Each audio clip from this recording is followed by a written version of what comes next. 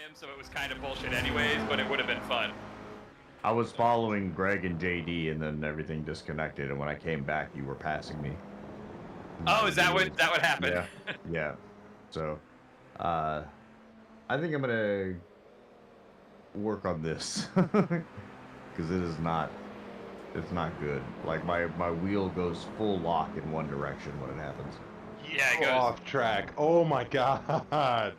And yeah, it goes full lock in one direction. I just hit my hand. I need to figure this out because it just became dangerous. Oh, that lap time doesn't count, Utah. Oh, did you get an X? Yeah, I got an X in the last corner. That's all right. I don't really care about the leaderboard. I told you the 55.3 was on the table. So, well, I'm gonna take off and do some updates and some cleaning. No, not allowed. Yeah. Well, I mean, I don't want to.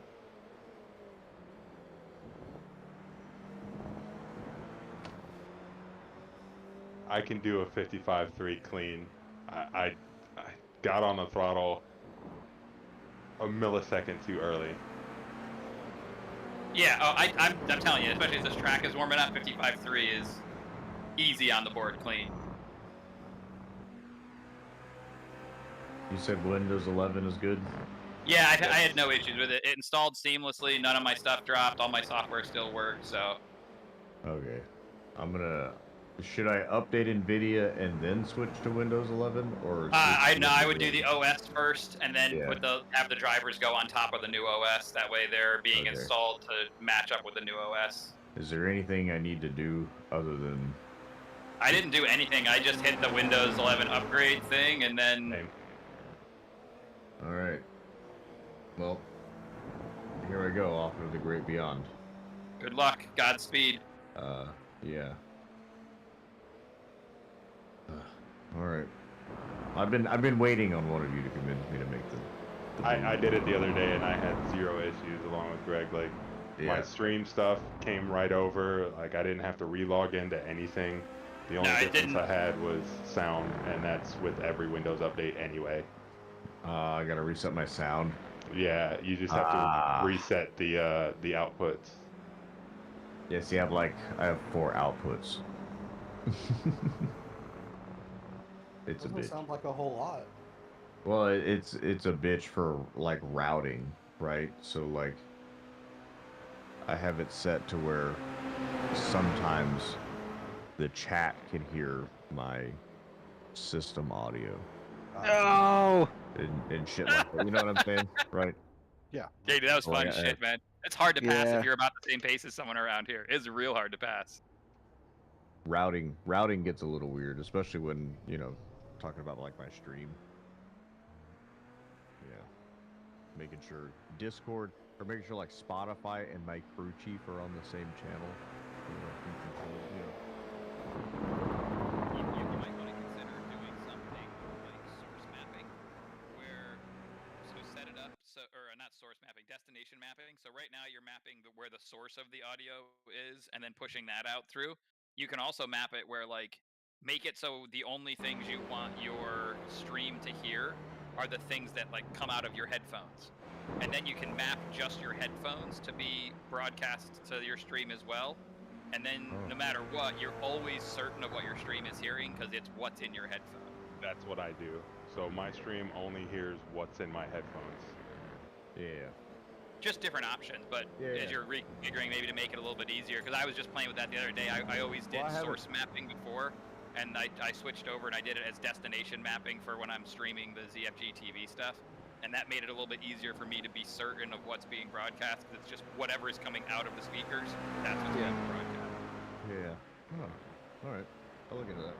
But good luck, Godspeed. You obviously join us on, hop back on your phone if you have any questions, but it was completely autopilot for me. Like, it just installed, and when it booted up, the only way you even knew that you were in Windows 11 is because the taskbar starts out centered, and you have to go tell it to put it back to the left.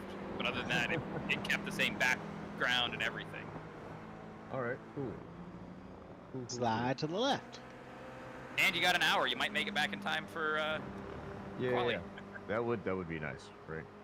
All right, well, get to it then. All right, later. Later.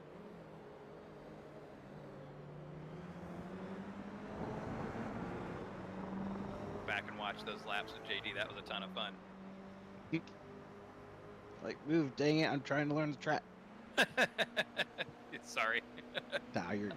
I'm out here harassing you, racing with you, making it so you have to take all the compromised lines. No, I was getting a killer run on the backstretch. So.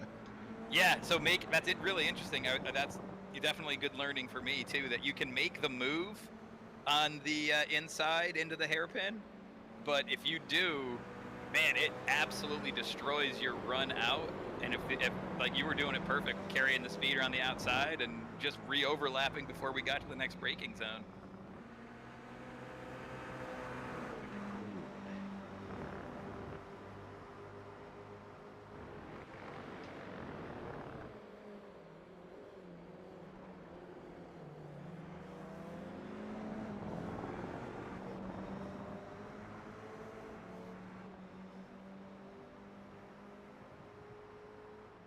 I do love how absolutely predictable you are, though, Bob. The moment I put that time up there, I knew you couldn't just let it be. I mean, I can't do that. You can't just let it. You had like you. No. You went out like you were all serious there for a little bit too. I'm still serious right now because I want to put a clean one on the board that's faster, not a dirty.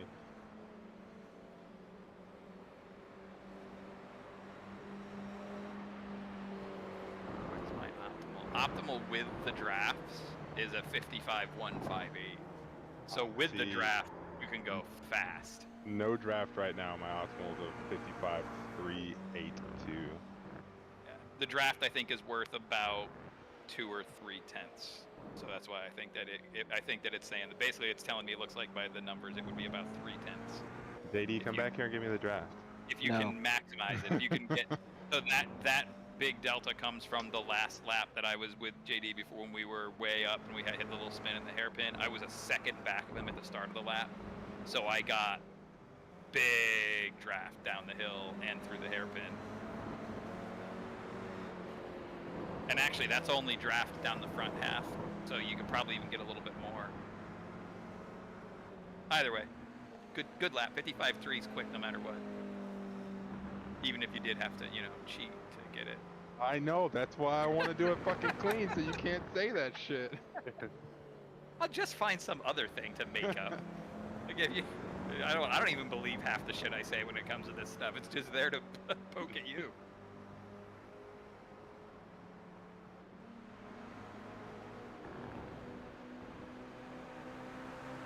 Off track. It was. Yeah, you were way off track. I'm watching you. You were all 4 wheels completely on that curb, way over the white line. Nope, missed it.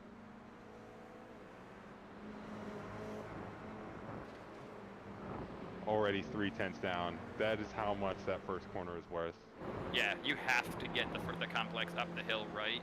If you get the complex up the hill right, you only have one more, because the hairpin's pretty neutral. That's pretty easy to get right. As long as you get the throttle before you get to the apex, you're good. The last turn, though, is tricky.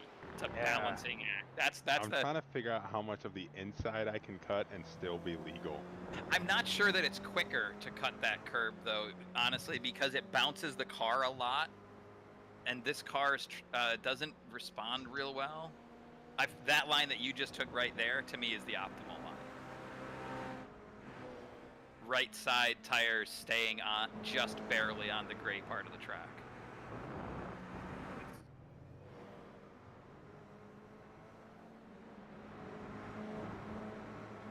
Fuck you, off track. I wasn't even off track. You were definitely off track there. Way off track. You shouldn't be. Like, that should be an allowable line, but the COTA rules are the COTA rules. Oh, I'm not gonna be able to do this without draft. There's no way. I can't do it without draft. If it makes you feel any better, the lap, my 55.4 there, was also the last lap of fuel in the car. So it was a little bit lighter. Start this up on time.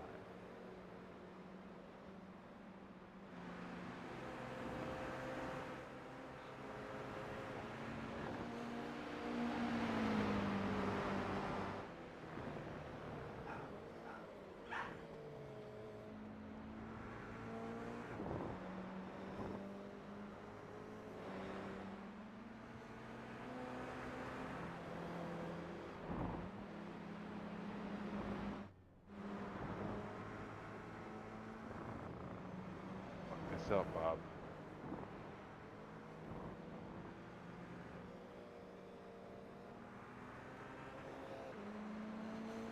So, you know, like 20-ish laps in, I still hate this place. That's acceptable. And again, the terms of you can continue to bitch the entirety of the day because that is what the deal that you made to show up was. So I'm good with that. All right. Clean lap, 55.3, no issues. Yeah, and that's about what I told you. 55.3 was on the board easy. Yes, you have to. It's won or lost in the first turn, honestly. Yeah, I think so too. It's won in the first turn. It's lost in the last turn. Yes. The last turn, because that one's kind of a commit, and to get it right, you run it all the way to that exit white line, and so it's but yeah, I think that's pretty accurate. I would say a perfect lap in current conditions, you might get a high 55.2. I don't think there's much more than that without a draft. With a draft, you could probably go 54.9. Yeah, honestly. I think with a draft, you're in the 54s. Because if I've already got a 55.1 optimal and I didn't have a full draft lap yet. I have some fun news. Fire away. The hairpin. Yeah. Before the long straight, you can actually cut the entire inside of that sausage curb, and it's just an off track. Oh, so you can go to the inside it? of the. You're meaning completely skip it? Yeah, like right tires across it. Whole thing gone. I mean, you'll lose your lap because you'll get the 1X, but sure. It's also good to know in case you got to go there. It is not a slowdown. Very interesting. I'm sounding like Ed right now. Just finding all the little ways to, cheat the system. Oh yeah, I just watched you do it. Yeah, okay, so that's not a slowdown, huh? That one is. I went too far. That was just slightly too far. It's like I just watched you do it. Yeah, well, as soon as you said it, I'm like, oh, I'm going to hop on board and watch your lap to see what it looks like. I agree, this track does not have the best flow of all the tracks we will go to for the year, by the way. Like, this is definitely a B-tier track for me. And I think that's how I feel about COTA in general. Track in general? Bravo, I'm saying. I think it's a B tier for me. I like the track. I like the whole configuration. I know a lot of guys hate it, but I like driving this track in full config. But it's still only like B tier even in that. Like, it's no Spa, Daytona type track. It's not the kind of track where you jump out of your bed going, yes, COTA! I'm gonna go to I'm probably gonna go to Daytona or Spa, honestly, 89% of the time if I'm opting in to check out and hot lap, play with a new car. Very fair. Where do you go, Tucker? Where's your go-to track? Like, in America? And it will go in the sim, because that way you can expand it up a little bit too. What's your go-to track in the sim? Like, hey, new GT3 just released, and you're gonna go take it. You got an hour to go kill. Where are you gonna go? Ooh.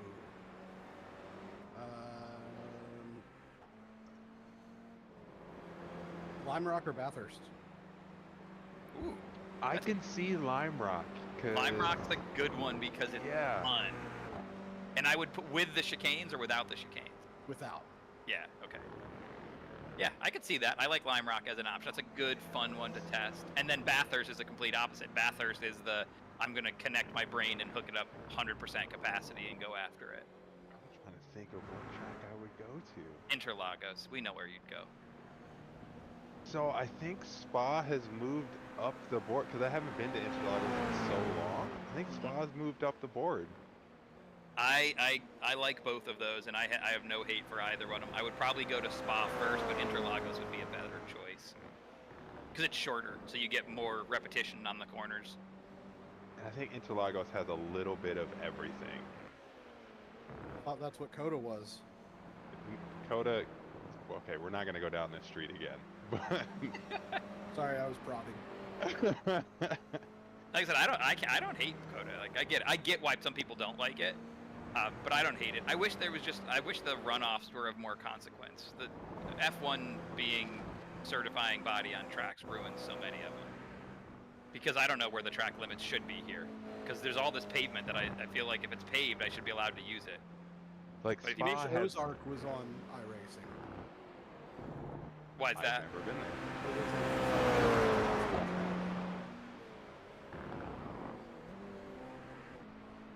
With no Let's see. runoff. Who else is on it? JD, where's your go-to? Brand new GT3 car releases. You got 1 hour to go test it out in the sim. Where are you going? Hey, none of you guys will like my answer. We don't have to. It's your answer. Wherever I was last practicing. Just Oh yeah, you don't have a go-to track. You just like whatever is current. yeah. I was like, okay, Whatever's in his head. what's the freshest track in my mind? I'll take it there, see how it compares to what I was last driving. Maybe Watkins Glen. But Watkins is a good one. Good choice. Bus stop or Sebring? no bus stop? bus stop Boot or no boot? with the boot. Bus stop Okay. with boot. Yeah, full config. Yeah. I agree. That's a good one. Watkins Glen, I'll take. That's a good one because there's some fun corners in there as well as some technical stuff too. Like turn 1 at Watkins Glen is just a lot of fun. Yes. The old layout, I think, is better because what the fuck even is an off let track? me have all the runoff. Because there's really not a lot. It's not the quickest way is not to go out there, but if I have to go out there, let me go out there. Hooking up turn 1 at Watkins Glen is one of the most rewarding things in sim It is. racing. Yeah, because you get that. It's got that camber to the corner, and when you get it leaned down on that inside, and you come across, and it's like that little mini banking, and it just holds you, and it's early to throttle. Yeah, it feels good. Especially because I think the last corner at Watkins Glen is also very rewarding to get right. So I've it's never a gotten it right. little dopamine hit back to back if you get that exit and then the turn 1 entrance right. That Yep. it's gonna be a good day. Road Turn America. turn 1 for me is the dopamine hit. The last turn is depression setting in. I like said- Road America, but with the new setup of GT3s, the whole track feels lethargic now. I haven't driven it recently. Who said Road America? Oh, was you? Okay, sorry. There was too many people talking to identify the voice. Yeah, the Road whole America's track solid. just feels, especially in the Porsche, it just feels slower and less on the edge. Road Atlanta, I used to hate with a fiery passion, but it's grown on me in the GT3s. Turn 3 makes me want to kill everyone within arm's reach. That's the sharp right-hander to start Yep. the downhill, right? Yep, sure Getting is. that one right, that's a big dopamine hit. Yeah, and because the right way to do that one is to throw it over that right-hand curb like you're trying to murder anybody else who'd be in the race. You have to bounce over the grass. If you're going too slow, it'll off-track it because you put 2 in the grass. If Yep. you bounce over it, it doesn't count because no wheels touched the grass, and that is the correct way to do it. And you have to do it that way because you have to have it bounce the right side over the grass so that it lands and the left side unweights in time for those wheels to catch the other curb and bounce your car back to set you for the S's. Christian, And- where are you going? Definitely not Mount Noted. Spa, definitely. All right, another vote for Spa. I got no Cameron? hate for that. Nürburgring. Fucking gross. Get out of my chat. The Not full your ring chat. or so the full ring, the Nordschleife, or like the ring GP? I go for the full ring just so I can get used to how the car reacts to bumpy surfaces. That's probably the smartest answer of all of us so far, by the way. There's a reason why they test cars at the Nürburgring, and we're all like, fuck that, I'm taking it to the racetrack. Let's see, who else? Did we not hear from anybody? Who else is on the I line? think Jason just jumped in. I did. I like Nürburgring. Ring is your Oh, go-to track. Corey, where are you going? Okayama or Suzuka? Ooh, we're staying in Japan, but two different Suzuka's options. a good call. I like that one. Suzuka is definitely, I think that comes up more if I'm going to do a downforce type car. Because, man, the first sector of Suzuka in a downforce car is just awesome. Like, it just friggin' stick. I do also like Suzuka. I wasn't really sure what the question was. I was like, you have an hour with a brand new GT3 car in the sim. What's your go-to track? oh, then Road America actually. Road America? I can see that. Let's see who else we got in here. I think Christian, that's we it heard for now, from. yeah. I thought we were going there for real, and that's why I said Nürburgring. Oh, in real life? The Nürburgring Yeah, is cool. yeah. It's amazing. Really neat. Exactly. I would recommend it. Go do a public drive day, even if you do the what the heck's the day they have, Bob? When we did it the first time we went, where it's just open to public, but it's not like Forest all Park. the super It's fast not, cars. yeah, it's not a track day. It's just, it's Tourist open. farting. Yes, whoever Yeah. said that, that's the right answer. Yes. Yeah, tourist farting. Yeah, that was fun. Even just to go do that was fun, just to be on the track. Oh hell yeah.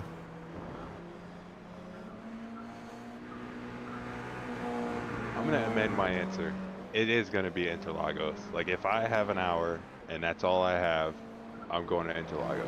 We already knew this. It really was a toss-up between that and Spa because Bob, quit lying to yourself. Eau Rouge Radion is gorgeous. It is a great I feel like straight it's. line corner. I feel like Spa is overrated. I know that'll get people bring out their pitchforks, but like, Yeah. Spa I is don't think definitely anybody- overrated. It is a good track, but it's also overrated. 'cause, Yeah, like, I don't think anybody who's rational about racing could really get their pitchfork out about that, because yeah, Spa is viewed as one of the best, but you could definitely make a case that it's just one of the good ones, and so yeah, overrated is a fair assessment. But like you said, Cam, still good. Oh yeah, it's an amazing track, and I love watching races on it. But It's I think really I could good say for the same. racing too. I think I could say the same about Nürburgring. Like, I love it. It's a great track. If I want to go Sunday cruising, cars and coffee, like, that's where I'm gonna go because you just drive around.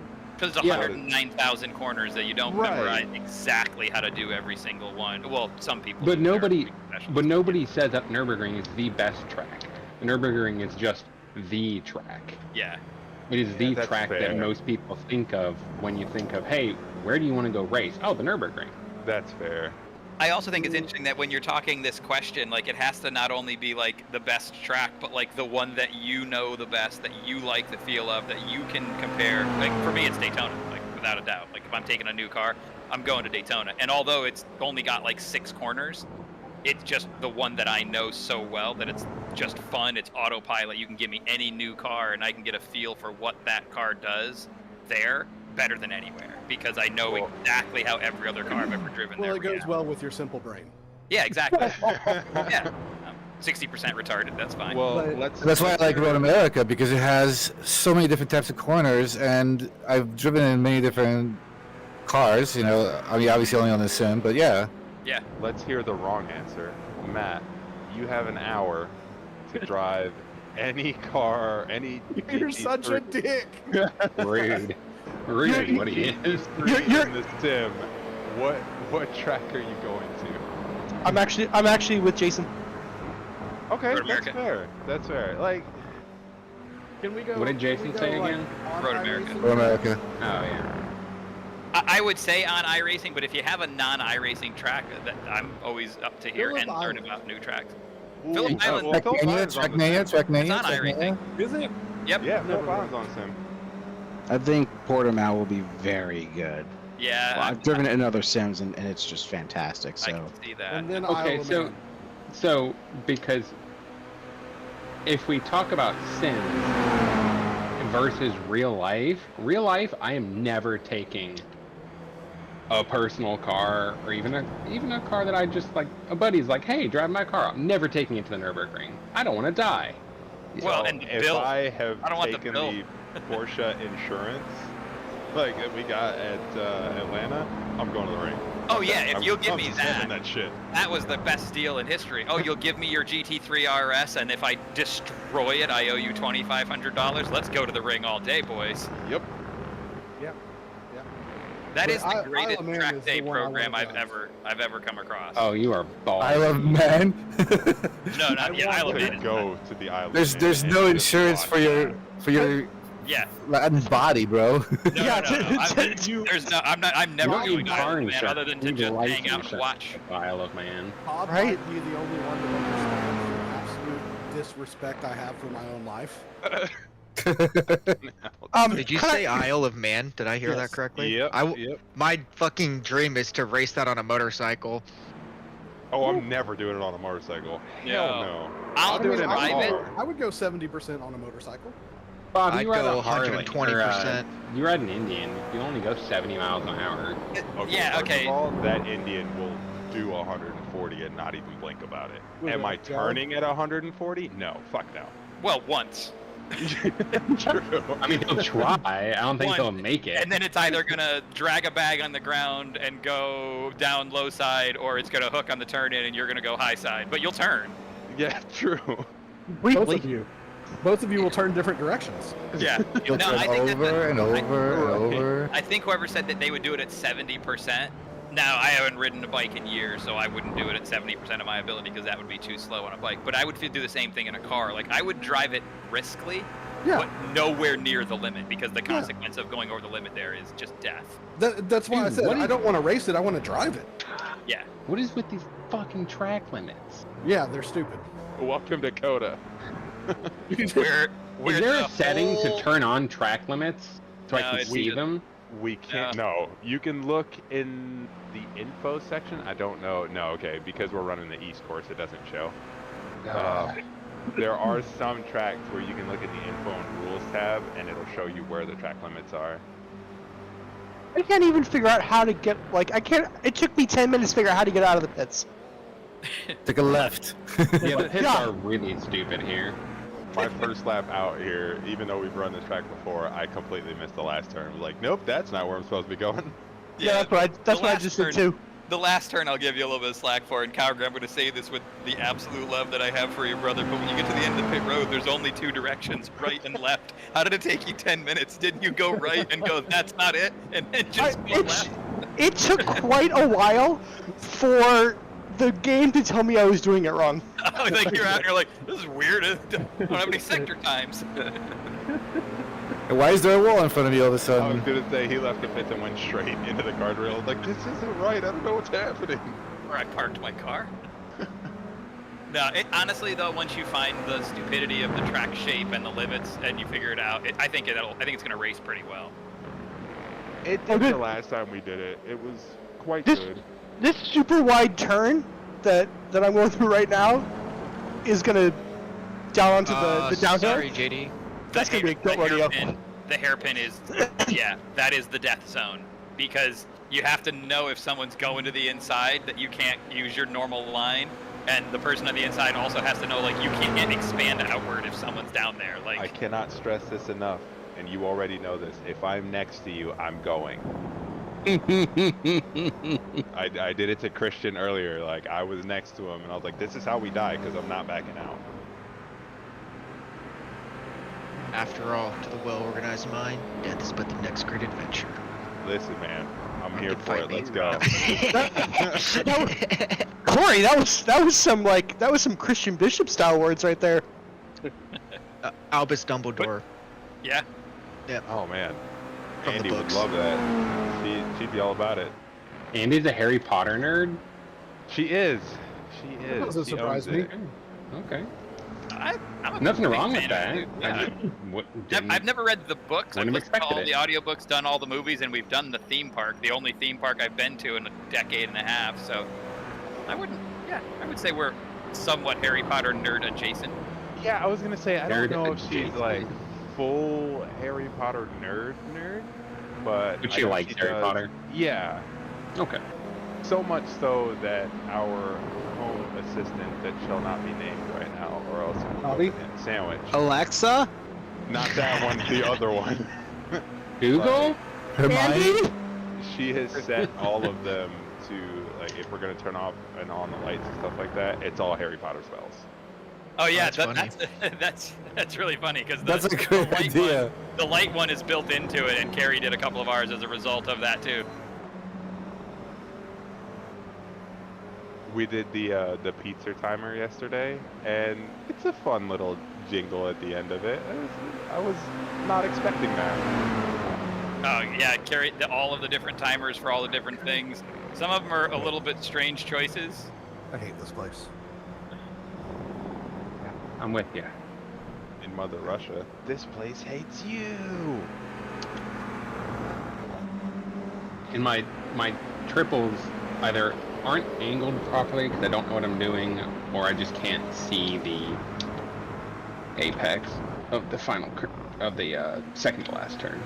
Talk to me after the race, and we'll see if we can't get you set up, man. See what There's your a angles Talk are. to you at the beginning of the race. Very good. Actually, if you have time right now, I was gonna say go look up Dan Suzuki. He Yes. recently did a guide for setting up triples. Oh, That's sorry, the best JD. one that I've seen in a while, and it's good about getting your numbers set, and you can do it in about 5 minutes and fix it. You are going to need a tape measure, because you need to measure the long side of the triangle made with 2 of the sides being your monitors, so that you can get your angle right. Hey Christian, it's Sunday morning. We're not doing any of that trigonometry shit. Oh, I also just, like, I already know what angle my monitors are at. Oh, you know what they're at? Oh, then did you do the settings in iRacing? Yeah, And you made that the same number? yeah. It looks more like it's just extended rather than angled. Do But me I a can't- favor. I You can't have that on tell. 3 projections? Share your app. Alright, go in the Discord, go to share screen, and share iRacing. See something. Yeah, go check, make sure like SMP is turned on and all those things. 3 projections is set, not 1 projection. I have bad news for you. What's that? You're not gonna like this. My alarm is going off at my work. Oh no. Tucker, that's a completely acceptable response. You Alright. showed up today. It just went off, and I looked at it, and I was like, man. That's Can't weird? Yes, I know, Bob. Can't you just hit snooze? Wrong alarm. Yeah, something is not right on your right monitor. It's too flat. Yep. There's Hold on no a second, curve let me- around. Join you in that as well. Since I've done a few of these setups. Your left monitor is fine.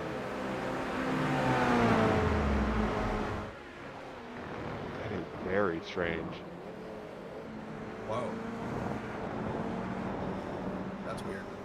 Yeah, it's super. I don't know how to fix that. It's the first time I've seen that.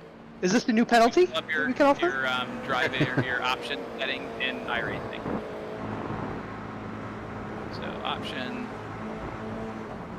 and then over to the graphics tab.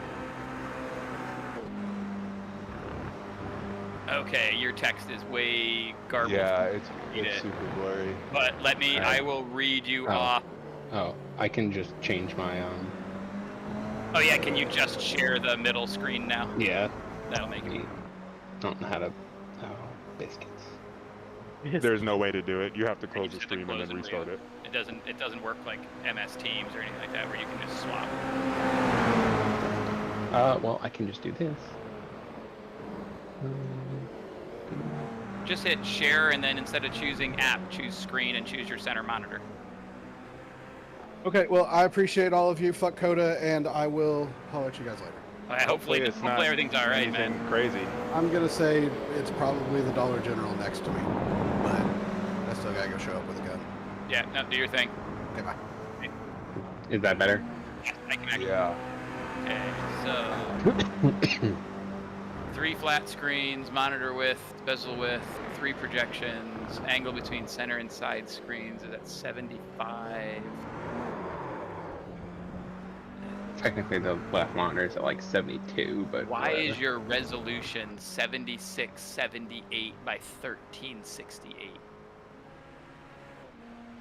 On your, if you close out of that, you see your. Because whenever and this is probably what's causing the problem, but the only way for me to actually play the game is to do it in super wide. Yeah, okay. Yeah, Okay. the only way for me to do it is to play the video game in super wide. Like I literally just made the window wider. That is the problem. Definitely. You definitely should not need to do that. We need to go to your app.ini settings and adjust them in there. Okay, well, let me just exit out of this because I have no idea what you're talking about. Yep, so go to Documents. On your computer, open a file folder. You're going to open up your Documents folder, iRacing. In there. Where's your iRacing folder? You're in it. Scroll down, you should find a file called render dx11 monitor.ini. Do you have iRacing running right now? I have the UI running, which is probably that shouldn't matter, but we'll see anyways.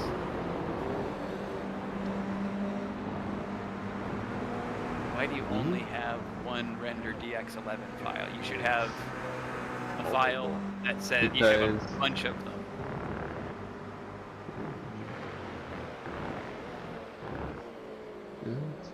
It's because I keep saving things to weird files. That's very. Here we go. There you go. Render dx11 monitor. Okay, so open render dx11 monitor up in an editor of some form. There we go. And then we want hold on, they've changed the headings on it, so I want to make sure I'm showing the right one. All right, the one that says display. Yep. Okay, so border you want to be 0 because you do not want a window border. You have these as 3 separate monitors, right? You're not using NVIDIA Surround or anything? No. Okay. So border ID 0, display rotate is 1, full screen should be 0. That's part because you want to do it in borderless windowed. 0, full screen depth, we don't care. Okay, full screen height, 1080, 1920, blah, blah, blah, that's fine, we don't care about that. Okay, the next thing we want to go down to is where it says window alignment. Okay. Okay, so window alignment, I have mine set to be 1, which means it's going to build it off the center.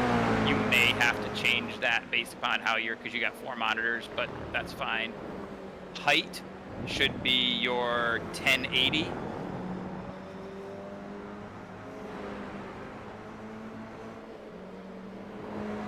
Okay, windowed, maximized, 0. Then window width is going to be yours, or what, 1920 by 1080 is what you're running in? No, they are. They are 2560 by 1440. Oh, okay. They Go back to that changed screen other then. stuff too, Yep, sorry, yeah. I thought you were doing 20. Okay, so No, it's all window good. height. Yeah, so those. So the full width should screen be height- 2460. Yeah, but so you're not going to run in full screen. Like none of that matters because we want to run this in borderless windowed mode. That's what allows overlays and everything like that to show up. So it doesn't matter what you put for full screen height. For the windowed area, height should be 1440 instead of 1080. So go down to windowed height. Yeah, make that 1440. Window maximized below it should be 0. Window width should be 2560 times 3. So what is that? So x3 or the. So you literally need to do the math ahead of time. Oh. And actually plug it in. So I got you. Yeah, it's like 7680, right? Yeah, it's 7690. 7690. So Yeah, make that 7680. window. 7680. Yeah, it's got to be. Mine says 7690, but okay. 2560 times 3 is 7680. Yeah. Silly. I'm telling you what mine is right now. It's 7690 by 1437. But you've got 10 pixels that aren't being shown on the sides of your screen, just so you know. Oh, nerd. And then I have mine set so the windowed X position is 1 monitor offset, so negative 2560.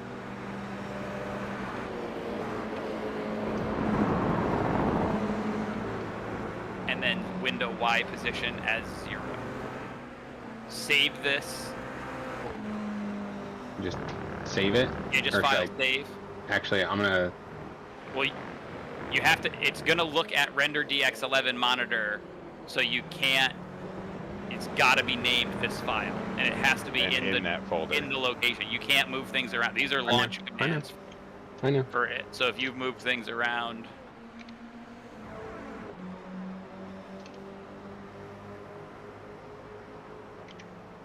Just in case this completely screws it over. okay. So then you can save as here, but then you're gonna need to go save this as render DX11 monitor too. Wait a minute. Yeah. Just hit save.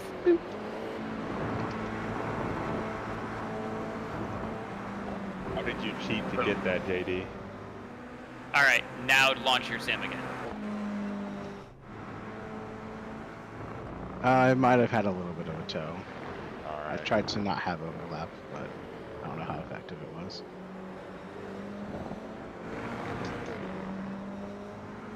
Are you launching from the website? Oh God, he's launching from the website. Yeah, you can't do that anymore. My soul.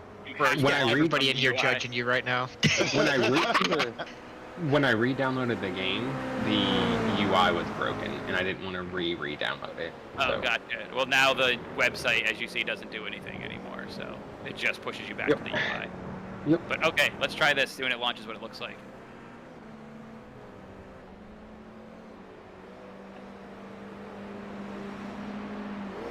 Because I have no idea how you were driving with your other monitor projecting the way that it was. So strange. When I looked at it, I was like, why is that so flat? It's like it's protruding out negative 75, but it makes sense if you were stretching it, because it...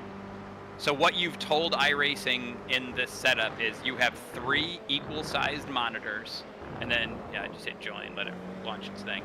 You have what you've just put in that setting is I have 3 equal-sized monitors that are this total width apart, and this total height. iRacing then divides that into 3 equal-sized projections, and it puts them on the screen in 1, 2, 3 order, and then rotates the perspective of each of those projections by 75 degrees, so that for where you're sitting, it looks correct.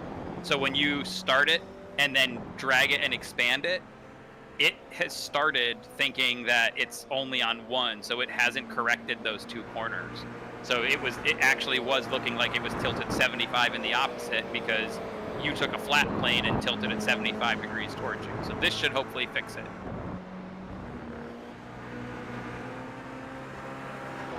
Is it on all 3 screens? Yeah.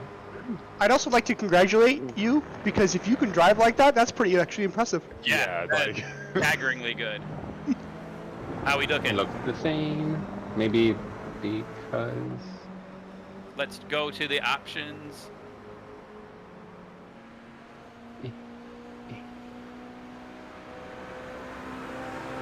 Yeah. Well, wow.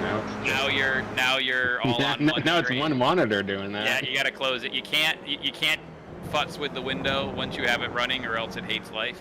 So you're gonna have to quit, and then come back in with it auto size to 3, and we'll check to see what the settings in iRacing say.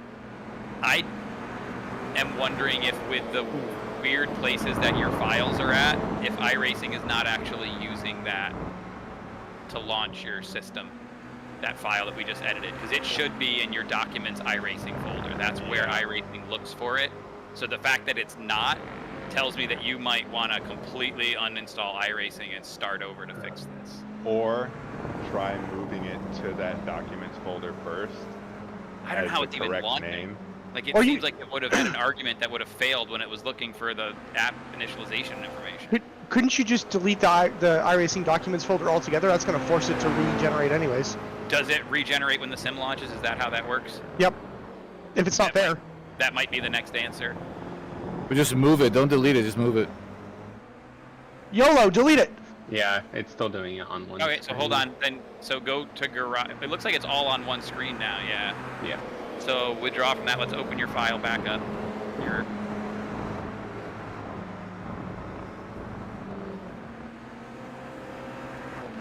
The best part about practice is when I can follow JD around and learn how to drive this track. go into Documents iRacing.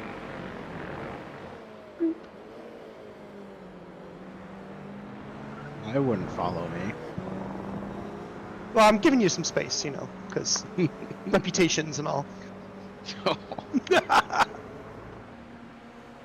I was talking about my reputation, just to be clear.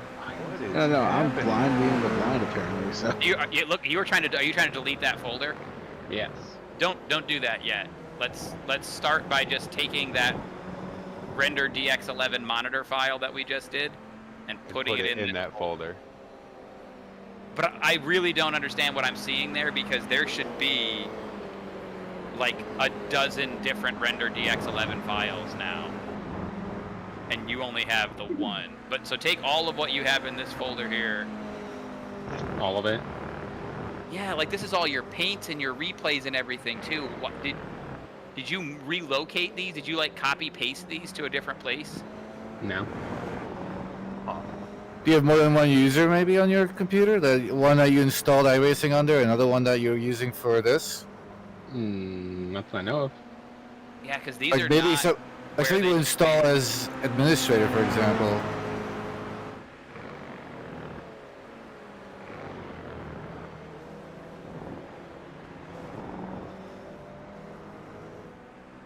I want to do a bold move, Cotton, here, but it's going to be up to you whether you do it or not. But I would take everything that's in this folder and copy it and paste it into your iRacing documents folder and see what that does, because that is not what your folder structure should look like for iRacing documents. Yeah, go ahead and replace it over. If this breaks it, sorry, you're going to have to uninstall and reinstall, but... Wouldn't be the first time. All right, now let's open that file up again before we relaunch the sim and make sure that it did actually save the changes that we made before. So 7560, 2560, 1440. Okay, so those should be there. All right, let's see now. Do not launch it through the website at all. Like, just open the UI on your computer. I don't have one. You don't have the iRacing UI installed? You do. You just have to find the exe for it. Let me see what it's called here. I think it's called iRacingUI.exe, if I remember. Yeah, but that's right. That's what it is. Yep. Oh yeah, your iRacing installation, I think, is... Do a search, for iRacing UI. Nope. How is your game even running? I don't know. PFM. Pure fucking magic.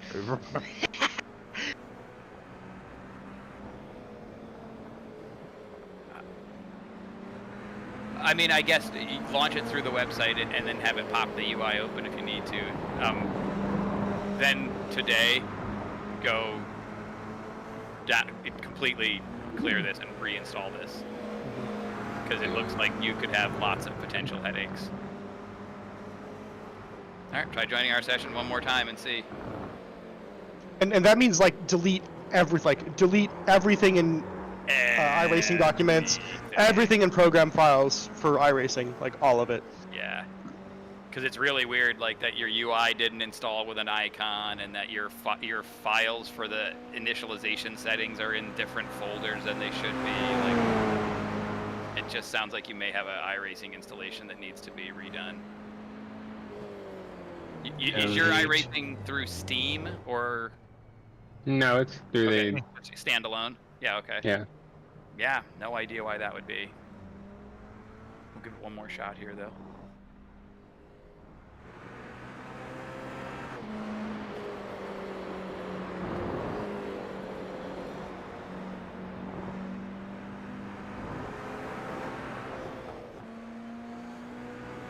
I gotta give you kudos for being even able to get on the track with the weird bend like that.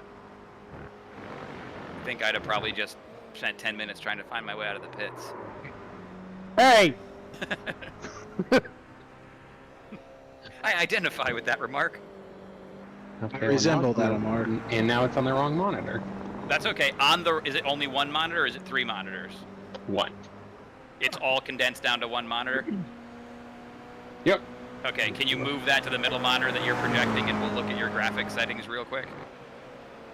All right, go to Options, Graphics, and then Monitors. Solution. Yeah, look at your resolution is 400 by 220. Hit that resolution bar and yeah. It's not going to have the custom.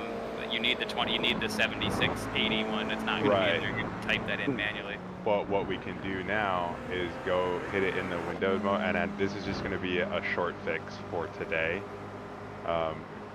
Once you have that border, put it on your right monitor, and then stretch it across all three.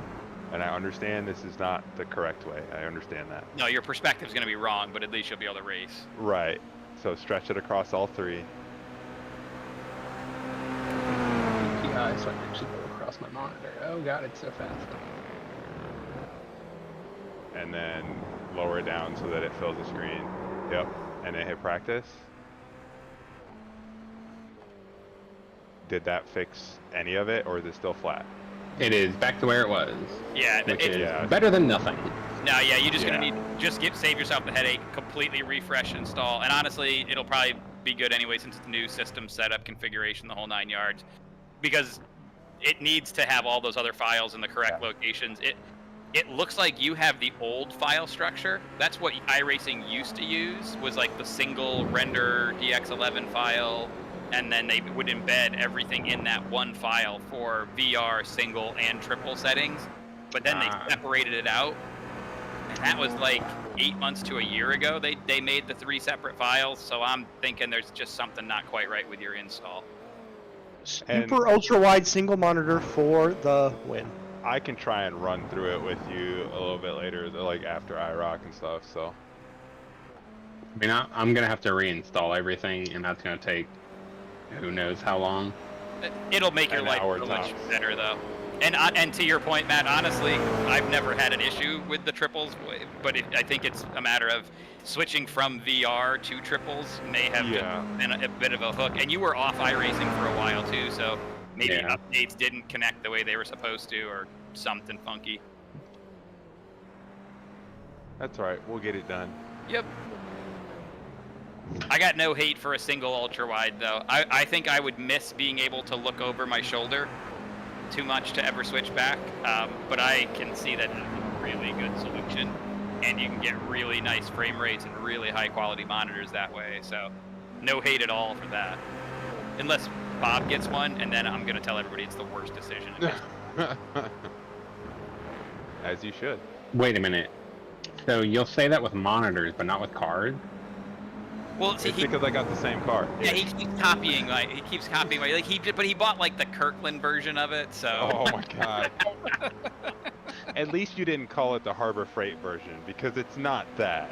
No. It's not. I mean, to be honest, there's nowhere near a lifetime warranty on that thing. Kirkland's signature is known for taking something that's absurdly overpriced and making it accessible but the same quality. So, I mean, and that's fine. You can, which kind of describes Porsche overall. Yeah, I'm okay with that.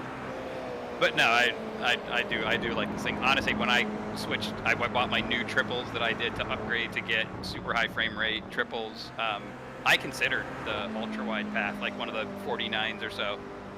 Just the FOV loss to me, I think, would have been too noticeable. But no hate whatsoever for that idea. The FOV loss makes it easier to say YOLO and just like move over. You know, honestly, I think as far as ability to drive safely and competitively, now that the radar and perimeter sensor bars have gotten so good, I don't think it's nearly as important as it used to be. It used to be like, that was really the only way you knew if there was a car next to you, is if you could see out your side windows. Now, not the case. Oh, so, that reminds me, Bob, what is the option to edit my Apple INI so that I don't take out Jason on the first lap because I can't use my spotter? Oh, we'd have to look at that. I use a different spotter system, so mine. Oh, the thing that somebody told us the other day. Yeah, it's in Rigs and Rides. Yeah, I think Ed posted it up. But hey, just a heads up, 8.5 minutes until quali, 8.5 minutes. I need a lot more than 8.5 minutes to learn this track. Yeah, you get it. Don't worry, we got 3 20-minute races, including one in the complete dark with no lights at the end. Sure, just like last time, yeah. Promises. Yeah, well, did you guys really? Are you really upset that we didn't have a good dark race? Hey, Even for the rest of the race. Kinda. Hey, you want to know a fun fact? There is a new option that says mute spotter if live equals 1, which means that you can become a spotter for somebody without losing your own spotter. Ooh, that's actually really nice because that was always one thing that during the Daytona 24 that was irritating. Very. Is that in the app INI itself? Yep. Nice.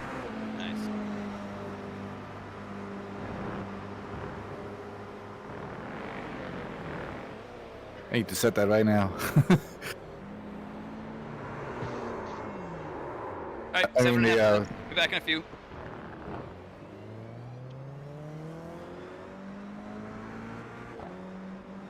I definitely do not like this layout. I can tell you that. That is an annoying layout.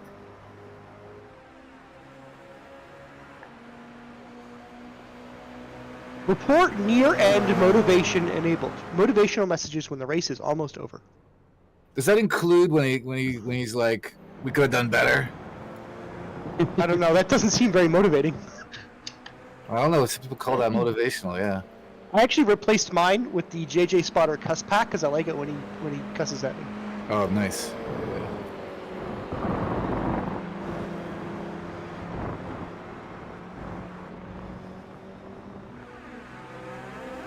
It's car low high at start equals 1. That's what he can Ah, nice. Thank you.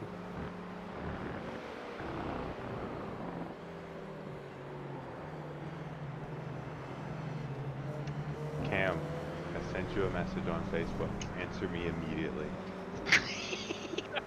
Very well. I lost a wheel. You didn't need it anyway.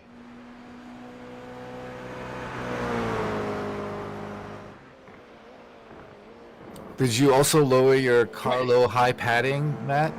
I did. I'm totally I did. lowering it. I lowered it to Well, could 0.2 you not instead of just ask the 0.25. question? Me too. No, there's a reason. Okay. So I'm guessing you want me to answer you on Facebook? I would prefer it, yes. Secrets don't make friends, but you know, I don't have any friends here, so it's fun. Aw, don't you have like... I cannot imagine the scenario in which you think that Discord is in some way more or less likely to share your shit than Facebook. No, I was just asking what GPU he had for reasons. That's questionable at best, but okay.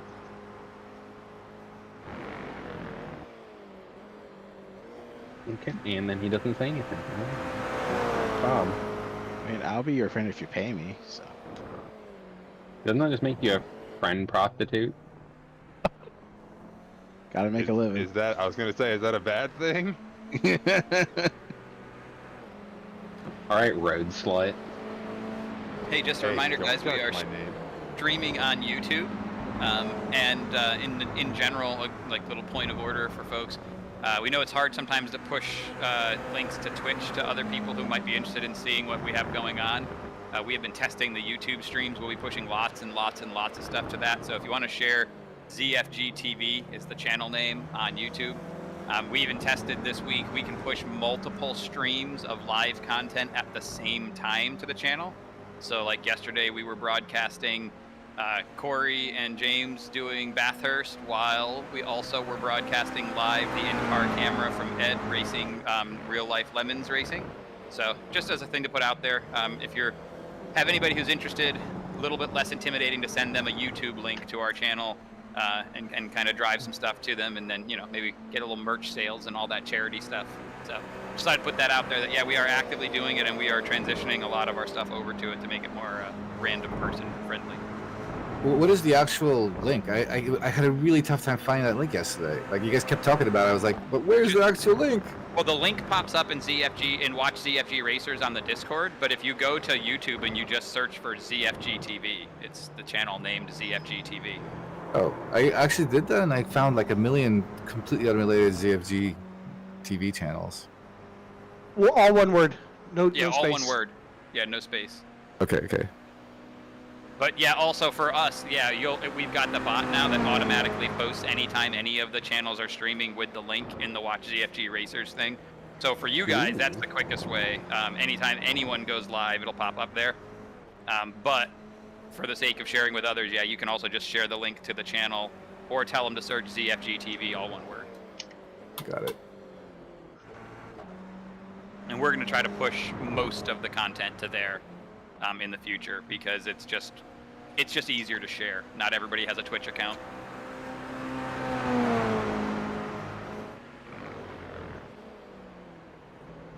I answered you, Cam.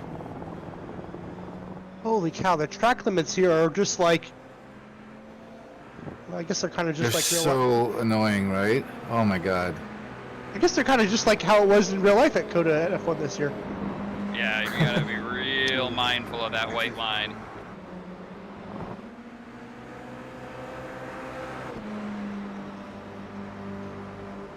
Also, I will say, after preseason testing, I'm really looking forward to a 1,000 lap long max victory lap. I tell you what, if everybody really was on equal footing, yeah, it's going to be a long year. I'm hoping that maybe there's more in the Ferrari, but he was a second faster than everyone in testing. Like, this is going to be such a boring season, unless the midfield is much closer than what testing dictates. The rest of the midfield was within a second among like almost all of them, except for Haas. Yeah, which is just a write-off forever now. We don't talk about Haas. That's the team that shall not be named anymore. Sorry. Will Buxton described them, instead of bringing a knife to a gunfight, they brought a spoon. Yeah, dude, that was so fun. That's so good. That's so true. I blame Gene Haas, man. Just put the money into it. Like, every Sell other it team to is doing that. Andretti. Or sell it to Andretti. Like, they Let us have have a to real adjust it. American team with an American factory and eventually an American motor. We might get our asses handed to us, but at least we'll get to know that we actually got our asses handed to us. Hey, but you know Not what? some Ferrari knockoff Can't bring team. them in. Can't bring them in because they're not going to be competitive. Yeah, that was the most BS explanation I've ever heard in my life. About excuse, man. They gave that. They had their teen intern write an angsty statement and then just put it out. Yeah, they're like, that's good enough. Oh, F1 would bring more to the team than the team would bring to F1. Name a team that wouldn't bring more than a full series. Yeah, like, hey, the 10 existing teams are worth more than the one new one. Yeah, we know. Why do you think they got that way? Also, like, can't we just, if you don't want them on the grid, if they're not going to add any value, then go back to the pre-qualifying days. 11 teams, but only 10 race. Show up if you think you can beat one of the teams to pre-qualify. Oh, could you imagine the shit show that would be? That's how it was in the 80s. That's how Formula One worked. 30 teams showed up. They only had 15 spots.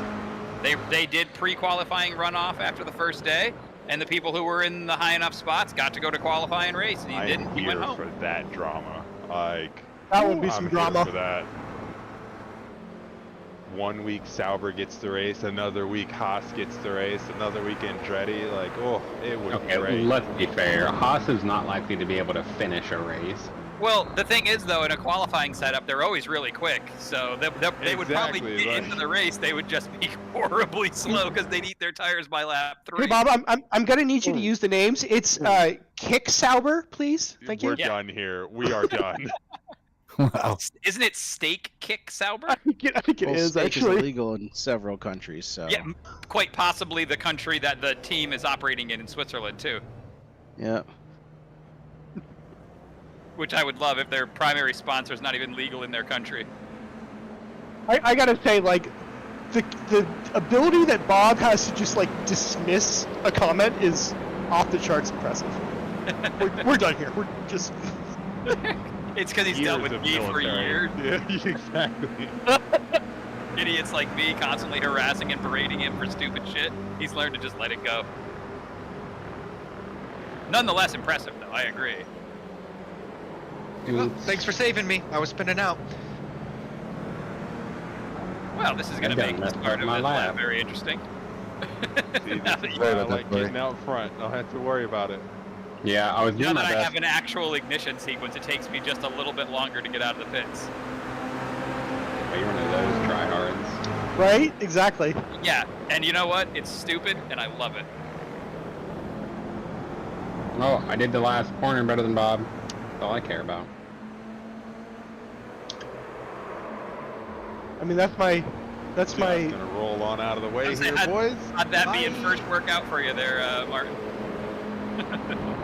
Ooh, he's your government name. Well, that's because, No and then as I'm talking to you, I get a 1x at the top of the hill, so mine's not good now. Yeah, mine, me too. Oh, great. I think mine was valid for the first time in like 4 races. No, you. Oh, actually, that's probably my fault. Oh well. Yeah, Bob, I don't know if you noticed the temperature earlier was 62 and the track is 105 right now. That's Oh. why I spun. Okay, I didn't look at that when the race started. Yeah, we've had a big change. Even Blaming on the weather. Oh, sir? Yeah, that would really suck. I'm really sorry. I don't think anybody qualified. I'm so sorry, man. I did. I'm about to. Oh, So we're all As gonna long as have Bob random didn't. starting positions then, because I'm kind of here for that. I think it'll go reverse order of our quali times, or of our practice times, if literally nobody got one in. Well, the standings say nobody got one in. I'm. Yep, Yeah, Sandy, poor JD, nobody got one in. That's bullshit. I'm not sure how that happened, but That's I'm funny. also here for it. All right, well, may as well advance to the next session. It's not going to matter anymore anyways. That's funny. And yes, it did reverse practice time order. So it looks like, I can't wait to start first. Corey, you're going to have the pole. Fuck, bro, stop doing that to me. And then I think Calgary, you're going to be next to him because we're missing Potts, Tucker, and Meismer. You guys go at my pace now. 30 seconds slower. Hey, you got the lead. It's your corner. Also, I did not have a crazy camera issue turning my cameras on for my stream, so win for that one. I disabled, so now it's allow all driver aids, but no camera change it. Oh, So I nice. Appreciate that. Thank you. Yeah. I didn't even know that was a thing. Like, I had no idea until you did it that you could drive from any view other than the cockpit in iRacing. There are. When I drive the LMP2, I really hate the LMP2. I really hate the cockpit. No, the LMP3. I really hate the cockpit position of that one. So I actually went and edited the camera position in the camera position editor, and I put myself in the center of that cockpit. Ooh, clever. Yeah, I've lots done of that for a people do couple that. cars, but not in the center. Like, I've adjusted the distance back and forth, maybe a little bit left and right, but never anything drastic. I do Yeah, back and forth all the time because on triples I make it so that you can see the headrests at the back of of each of the monitors, just like they're lined up with me. So, and sometimes that requires you to move the camera forward or back. Yeah, I moved it to the center, and I will say that the model inside the car is not really designed for that because you get all these weird artifacts, but I like the position better. Good. All right, well this should be fun. How many we have actually on the grid? Like 7? Something. I count 7. 9. I got 11 total on the I got board. 8. We're missing 1, 2, 3. Yeah, look like 8. That's good. Not a bad turnout for a track that we know everybody hates. I don't hate it. I don't hate it either. This COTA is always one of the ones though that does draw a lot of anger. All right, member boys, going on the green lights. And just drive your line forward as far as it goes. We should definitely do Magello short. That looks really fun. I Have think you looked that at is- that? I think that is on the list. Yeah, I think we were holding that. That might be a GT3 one, but yeah, Magello Short is definitely on the list. I accidentally loaded it in practice one time, and I was like, oh, this might be really good for IROCC. The Yep, first time I drove Magello was yesterday, and it's actually a really good track. It's a good track, but it has the same fucking problem as like Aragon and this track, which is that the off tracks are so unfair. Yeah, they're kind of overly restrictive. Very restrictive. But it is a great track. This is probably going to throw the green flag in like a terrible and awkward position, knowing where the start-finish line is. So everybody just kind of be prepared for turn 1, head on a swivel. No, not my dad again. I don't even know where turn 1 is. We're going to turn left here. Right. The start-finish line is somewhere in the future. Oh, that was Oh boy! As predicted. that was unexpected. Goodbye, everybody.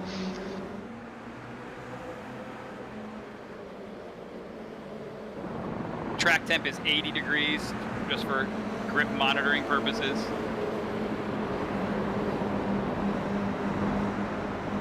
Whee.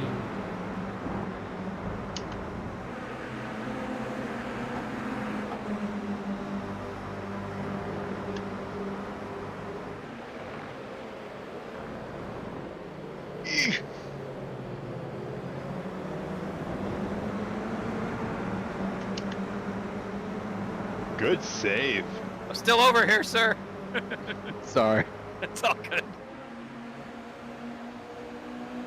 Whoa. Oh man, Jeez, that was terrifying. shit! I'm so sorry. You're fine. That's bumper Okay. cars here, dude. Oh, I'm sorry. I'm You're sorry. good. It checked up. Only 2, and we'll have some competitions. No Yep. worries.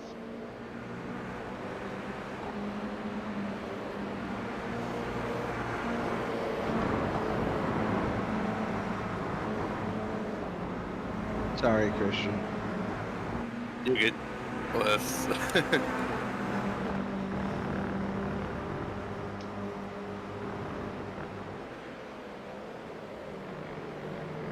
Oh, sorry. No, I'm sorry. I shouldn't have done that. I didn't fucking realize. I was gonna say you might want to stay a little wider at that corner. It'll give you a better entry. Probably Yeah, throw 1000% early me being shit. caution. All right, you know what? This truck is gonna suck in the dark. Yeah, probably. Yep. I just realized it's impossible to see where to brake on a back straight.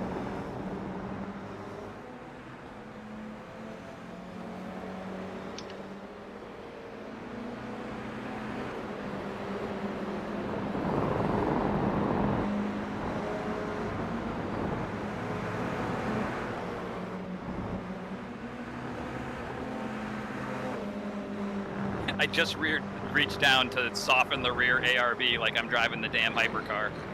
Yeah. Like Oh, you ARB can't make adjustment is an adjustments on the option fly in in this this? car. You can adjust the mirror. That's true. I can adjust the mirror so at least I can look where the car is sliding to.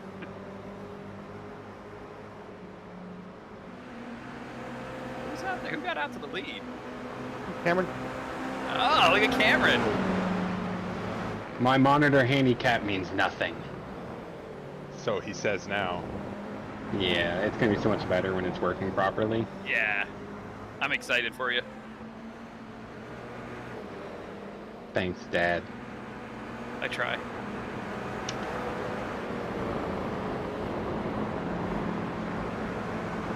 Oh no! Wow, Hi, I'm Coger. surprised you didn't make a joke. I blame Jason. I don't even know if I heard It's it. all my fault. Oh, I called Greg Dad. Huh. All right. Weird flex, but okay.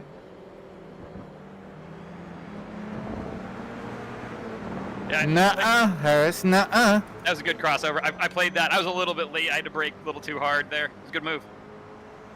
I like that, Oh. keeping your head together.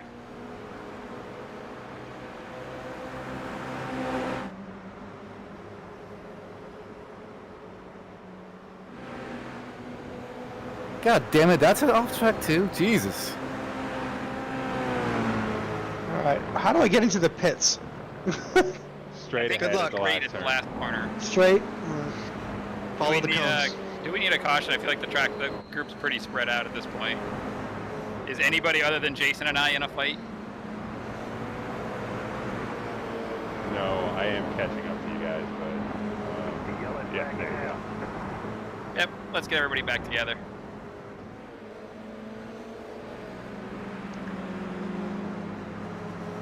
Especially because I think Cowger was pitting, so that'll get him back out with us. Yep.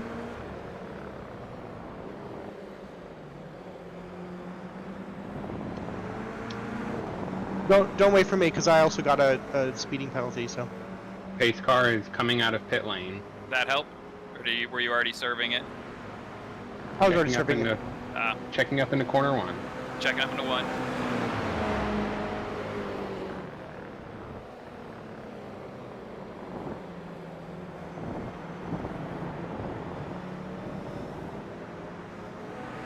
Pace car is exiting turn 3.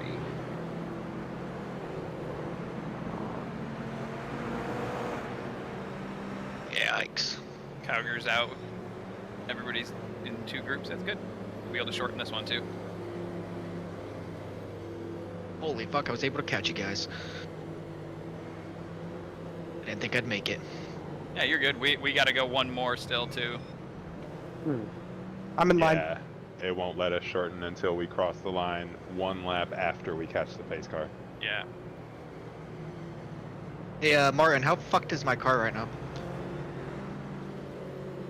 It's not too bad. I mean, you got a little Yeah, front it's- end crunch, but it's it shouldn't slow you down too much. Christian, Yeah. it says Christian, it says I have to pass you.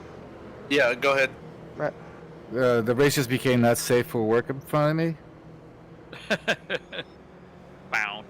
Well, hey, Porsche got hips. What can't help if you can't, There you go. can't resist.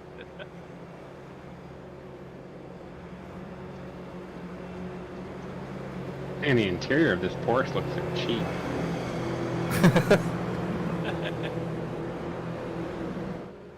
They didn't get the all leather package. That's what's No, going on. that is not a full leather interior. Oh god, it turns so well. I wonder if the pace car actually has physics, if it follows physics or if it's just on rails.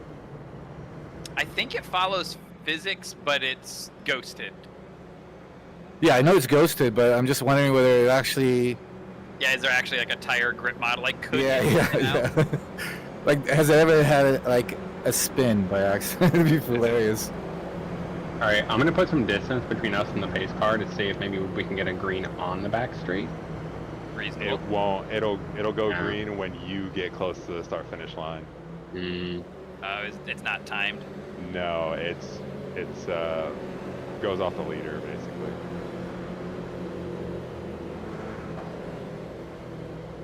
So I'm gonna put Brandon's business all out in the street here.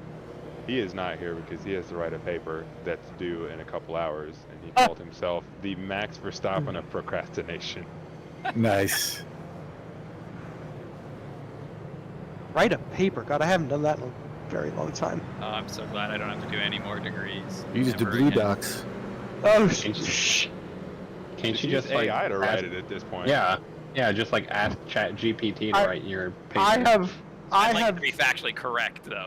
I have used the internal version of Google's Bard or whatever we call it now, Gemini. I don't know Gemini. something. The internal version is notably better, and I use it quite regularly for proposals and stuff like that. All right, here we go. Going on green. ChatGPT has a 4.0 in my college class right now. Nice.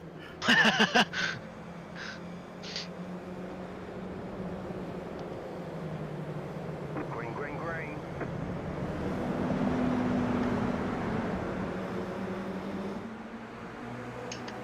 Oh, this will be fine.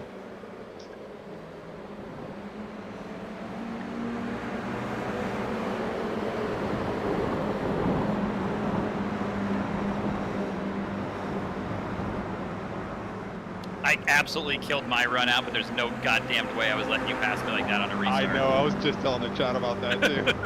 Like, that was... I made so many bad decisions for my overall pace there, but I don't care. Ah! Sorry, Martin. You're good. No worries, man. I saw it coming. No worries. Although you letting Calgary get by me. This is the moment where I am consciously ignoring that blue flag on my screen.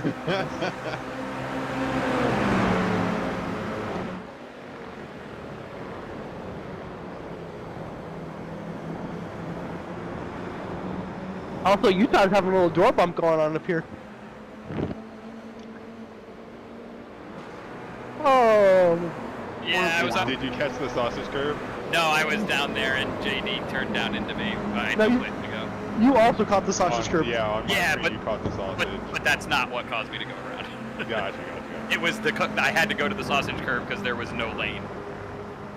Which I get it, because it wouldn't have called me alongside until the turn-in anyways, so it's just what it is. Oh boy, I just caught it too.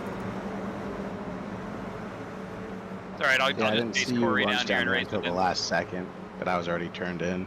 Yeah, it's all good. This track has a couple places where that's likely to happen.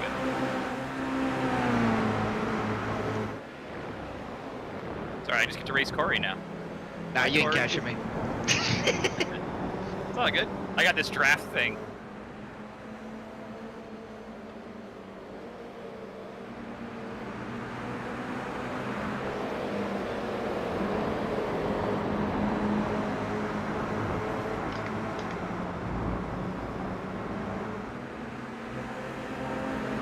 Oh, this is not looking good. Uh-oh. Hey in there, Jason.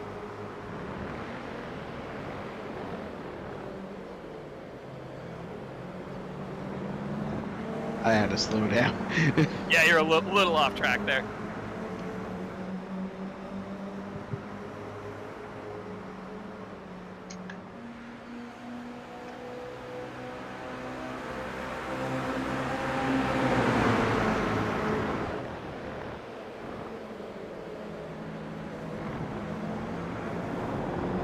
Now we need them to get themselves involved in an accident so we get a caution, Corey. Yeah, pretty much. Because I'm sitting 14 seconds back of the pack. I can't make up 14 seconds in 12 laps here. Sorry, you're JD. You're gonna have to pay for your spin. What? That's why I'm so slow in front of you right now, as I nearly spun coming out of that corner. No.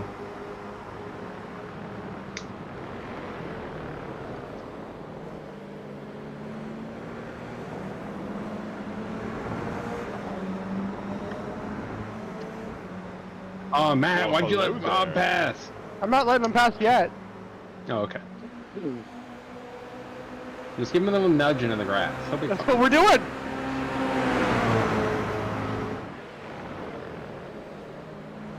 Ooh, I think I cut the track. Oh, nope, I didn't. Yay.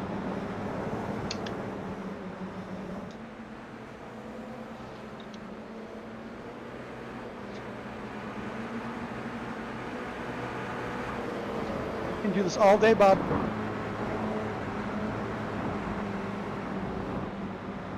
Oh, or not. Maybe not. Oh no!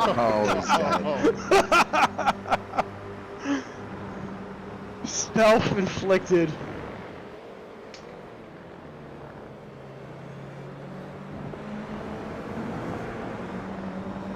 I have to think I'm missing a front wheel now. Oh, someone lost a bumper. Oh, that's mine too.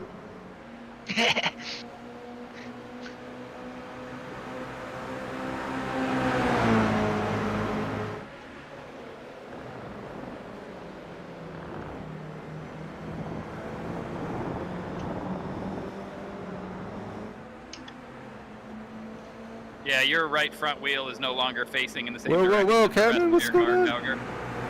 Yeah, we're headed to the pits right now.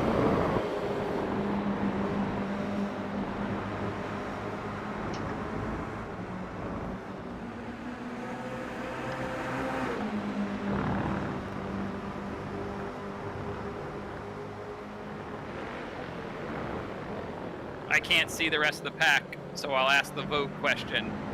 Second competition caution or run it out? Not yet, not yet, not yet, not It's gonna yet. happen, but with you not After being able Cameron to and see J us- take each other out, dude. Yeah, with you not being able to see us, I think you should throw it. Well, tell me what lap you want it on then, because we have 9 to go. I have no idea what you We're want to doing do. 3 laps. 3 laps? So we're going to have like a 4-lap shootout. Copy. No, biscuits. I gotta slow down. I knew it was gonna happen eventually. Biscuits. Damn. You're going fast. They Bob, reach why does your car look like a Hot Wheels car? Because it is. I guess that's fair. 'Cause let's be realistic, we're all still 14 right now. Yeah, this is just the best Daytona USA arcade cabinet I can afford. Oh no. Whee! Yep.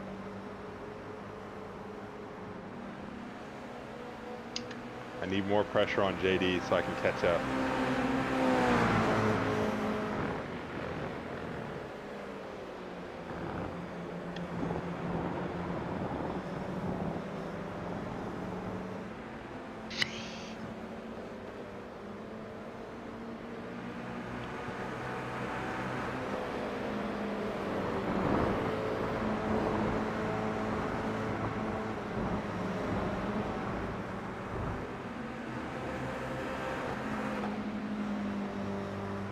Hey Corey, I'm 16 seconds behind you. Are you feeling the pressure yet?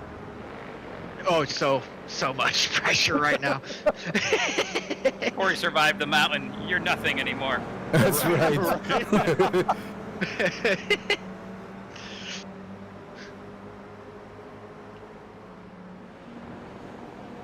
Caution, yellow flag. Alright, good call, good call. I saw you guys were on the back straightaway, so I just threw it so that you could get the pace car immediately. Smart. It's perfect timing. Perfect timing.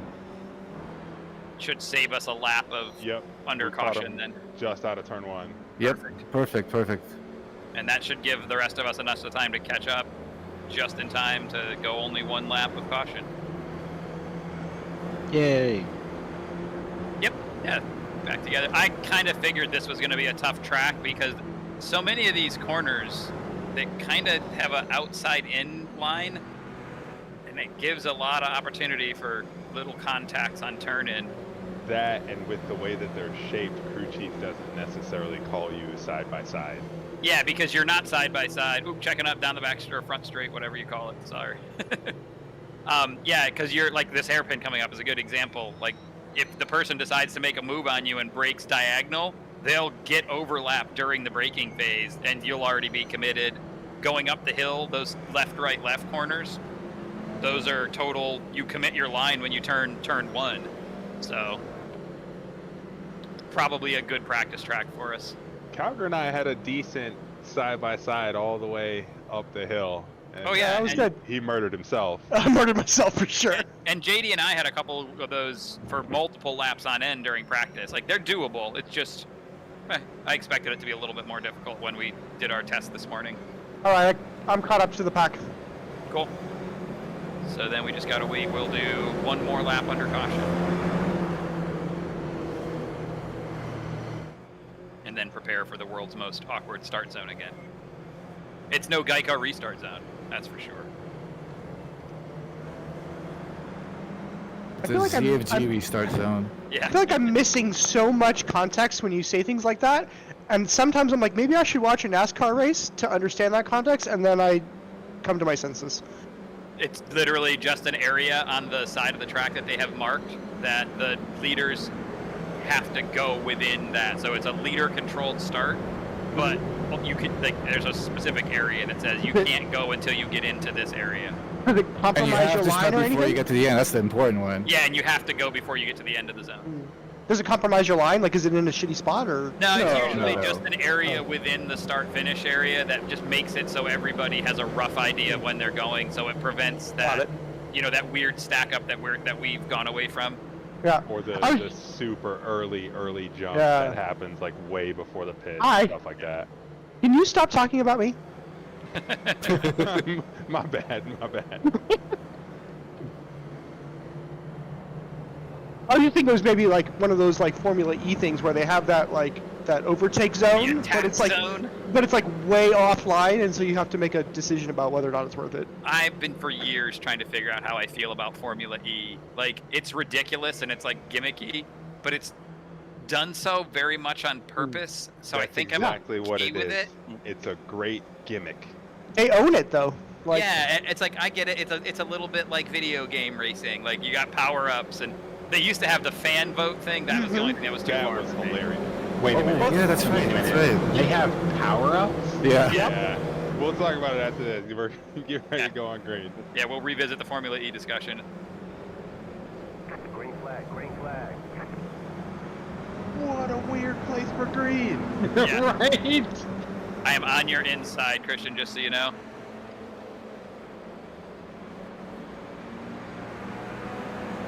You don't have to care, Christian, if he's there. Yeah, I was just telling you, so if you wanted to kill me, Oh, you knew God. it was just a matter of turn left and you could. Whew. Well, Almost this died. is going to be a spicy hairpin. Oh, great. Oh, I you see are it. going way out there.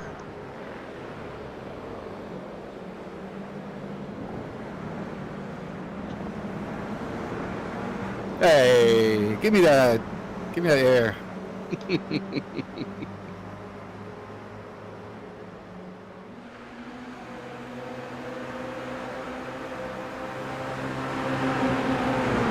thought looking desperate up there. Trying to do our best Kelly Clarkson impression. Just break away.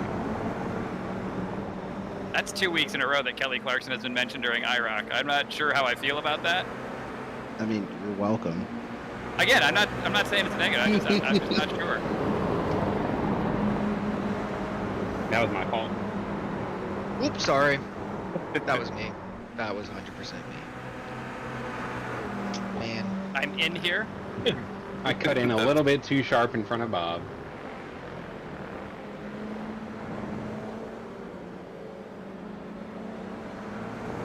Honestly, I was hoping I could just make him back out. Hi, Bob. I'm out of track over here. I appreciate it. I got it. I understood. I knew what you were saying. It was just funny. Like, he came back and it was just like you were already alongside and you gave just an extra shoulder check.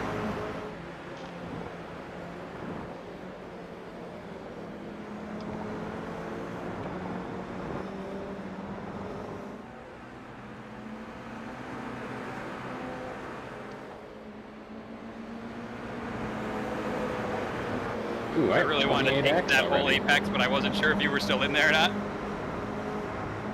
I made the decision to not murder us both.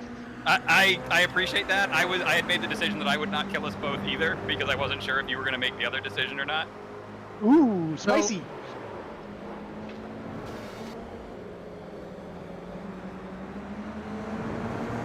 Bye. See ya.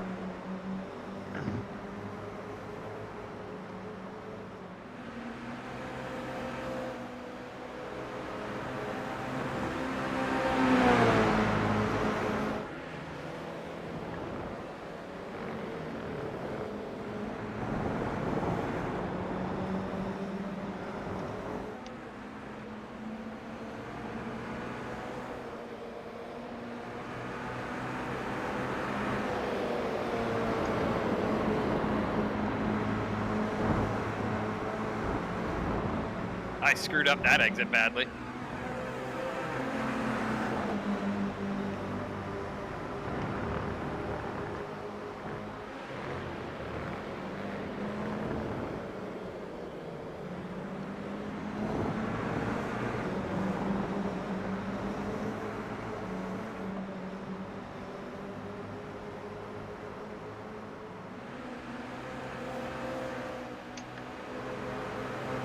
Damn, that's a hell of a run out of that outside line. No, JD. No. What a raise, man. Good That was stuff. good. I think you got me at the line too. I missed the had to shift use right. a tactical off track to do it. But That's right. I missed the shift too because I thought the line was about 10 feet earlier. So I was like, oh, did I get him? And I looked down and I realized I'm like, oh, not yet. That was fun. That And was a lot of fun. Jason did the smart thing and got the hell out of our fight in a hurry. Yep. Yep. That was really fun, guys. That was really good racing. I think that we're figuring it out. I think one more lap and JD would have had me. I know we got the next race that starts real quick, but Andy just came home and I think she brought food. I'm gonna go see what's going on and then I'll be back. Cool. You should have about a minute. 30 seconds, really. We won't start early, so as long as he makes it back within a minute. Otherwise, he'll start from the pits. Why do you keep giving him advantages? Like what? Like not starting early. Oh.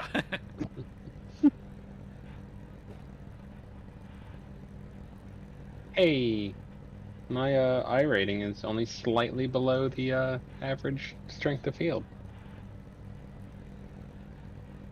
Yeah, it was about 1,700 usually is what the IROCC I rating average is.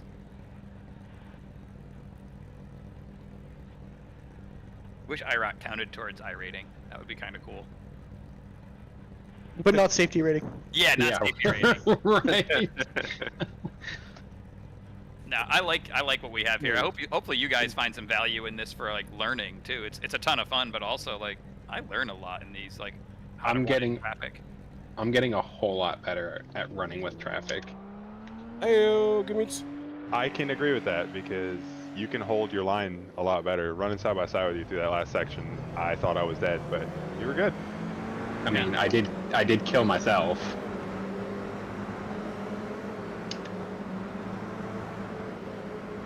Yeah, and you learn to read what they're gonna do and then try to be predictable too.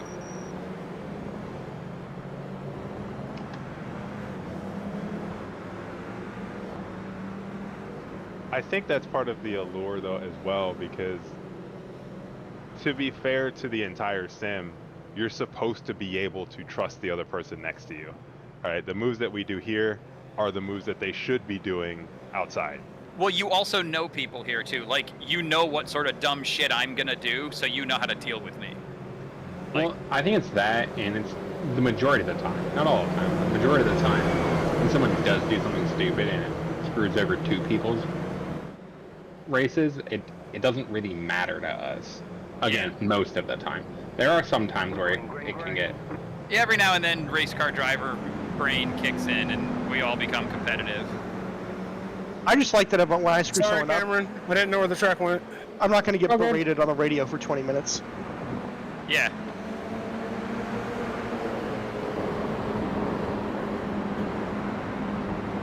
I thought it said a minute 15, not 15, and I was going to like review a lap real quick, and that didn't happen. I was like, well, oh, welcome. You'll get it sorted. Well, I would have been in a little earlier, but guess who dropped their top fourth monitor on the ground and has lines in it now? Oh no! Sorry, brother. I was getting in the rig and I clipped the cable that has my camera and it pulled my my actual PC just a little bit and it fell off. I was like, well, I don't need the fourth one anyway. That sucks. Another reason for me to head to Micro Center and get the 32s. Gosh, I wish we had a Micro Center near I was just gonna say the exact same thing. I wish we had a Micro Center. I would make all sorts of bad decisions. Oh yeah, the ability to touch something and then spend money on it immediately afterwards. Yeah. It's kind of addicting, and then the discount's even better. It's man. No, I don't want a Micro Center near me. I already spend too much money as it is. I'm already thinking of switching to the GT setup. Well, I mean, to be honest, that's probably good for you, Bob, that you live in nowhere. Yeah, like I buy things on impulse already, so having a Micro Center here, it'd be Sunday, I'm like, oh, I'm gonna go buy a thing that I absolutely don't need. That used to be Best Buy for me before Best Buy stopped carrying things that I actually wanted. Go look at things. Yeah. Well, for those of you that are near Charlotte is coming. Yep, I saw that. It's on my way up to my cabin. I can stop in Charlotte, so that might be dangerous for me. Well, you're in Florida, so there are rumors that they're working with the thing to try to get Florida in there. So I'm really surprised that they don't have one in Orlando, because people just come to Orlando to spend money on toys. That's all Orlando is built on, so it would make sense to have that also be expensive. They've been trying, but Florida, one of Florida's laws won't let them sell the warranties. So that's why there's not one in Florida. We've been trying, I say we don't work there anymore, but they've been trying since like 2007 or 8 to try to get one in Florida, and they keep getting denied. Gotcha. But because that's why they can sell stuff so cheap, is because they make money on the warranties. Gotcha. Oh, hold on, time out. I have a warranty on this monitor. Oh, I can take it back for free. I don't have to spend money. Oh, that's tough, Cameron. Push the pass for real. Yeah, it wasn't even a push to pass. It was more of I rammed Matt, and Matt, I'm sorry about that. That's all good. I'm still right here. I got no damage or anything. I thought somebody was pitting as I was coming up on you guys. I'm like, Yeah, it was that's way off the line. I braked just a fraction of a second later than everybody else. Oh, Sting is catching me. Picking the off track. Don't care. Oh, I almost died. The downside is I don't know COTA that much, and I have to learn it, so I'm going to probably turn when I'm not supposed to turn in the GT. But good thing is I don't know what part of the track this is, so I guess it doesn't matter. Oh, Yo, my bad. You guys are fighting. I didn't think he was going to brake right there. I thought we could brake a little later.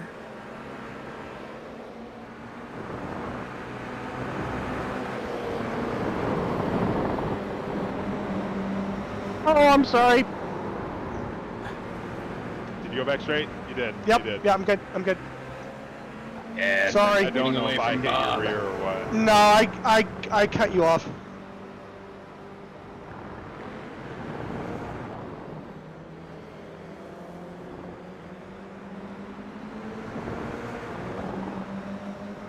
I'm gonna try the JD line into that turn. I have a line? You brake way later and you square it off more than I do. Cool.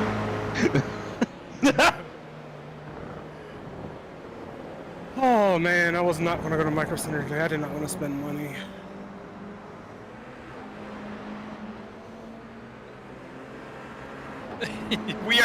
We're never gonna win a race if this is how we handle each other every time we see each other on track, right?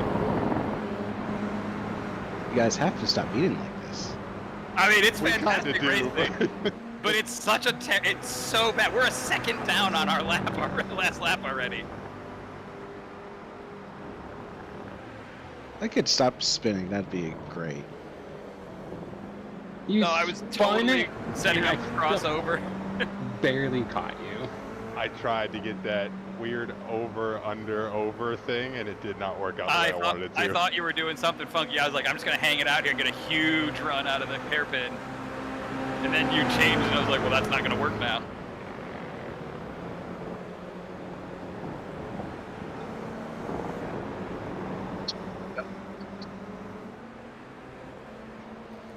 Barbara, don't be mad. I gotta spend money. I blame ZFG. I'm just saying. You can blame fine. Bob. You can call our attorney. That's why we keep counsel on staff. We know this. When you come in here, happen. you'll see.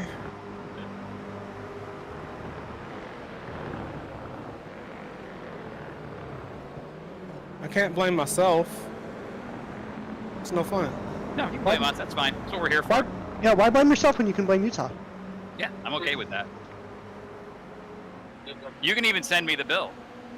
I'm not gonna. I'm not gonna pay I won't do anything about but it. you can send it. Yeah. It'll make you. It'll feel better. Maybe I can get a 1 cent raise. I don't know. So this guy looking me to double his driver contract. It fell. After he's already demonstrated his Oh, clumsiness.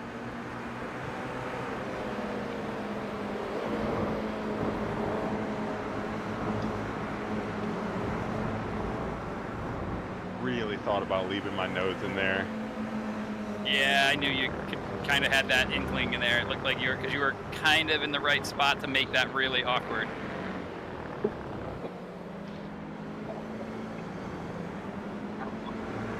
I'll take that What off. kind of track. tactical off track is that? I just followed Cameron. It was not tactical. It was slower, actually.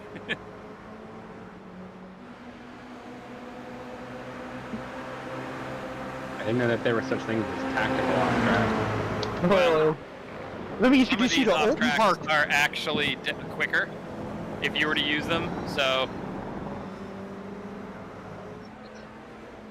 Olden That was Park, my fastest lap of the turn session, one. so it was apparently pretty tactical.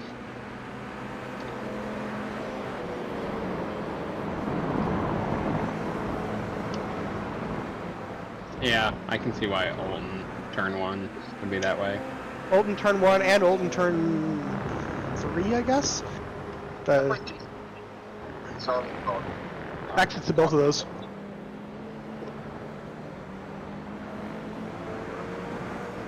Greg, go away. Was that? I've only got 2 X's this race. I figured I could throw it out there. I have gotten 16. Ouch. Or impressive. I'm not sure which. Well, per the girls, it isn't my fault because I own the quad monitor stand and I have not built it yet. So they said it's not y'all's fault, it's my fault, so I'm saying it. That's not fair. It's our fault. We've kept you. Right now, you could be building that stand. Right? Yeah, right now I could be building the stand if I wasn't in the race. They're not taking it.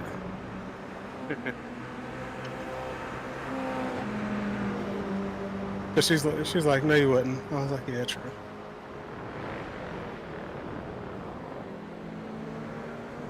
I only use it for my streaming stuff anyway, I guess. So. Oh no, how am I gonna work? Okay, so I took it off my computer. Next lap, we'll throw the comp caution about halfway. Sound good? Sounds good. Sounds good. Sounds okay.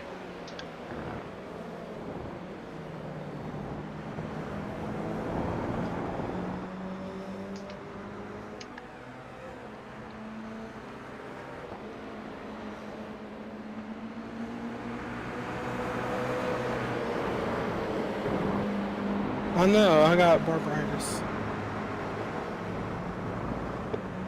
Why'd you back out? I was going with you. I had to. That corner closes and we all die. No, just me. Right. Goes the Christmas past. Oh, you could have posted it for me. Which Going to the ZFG General, I guess. Oh, okay.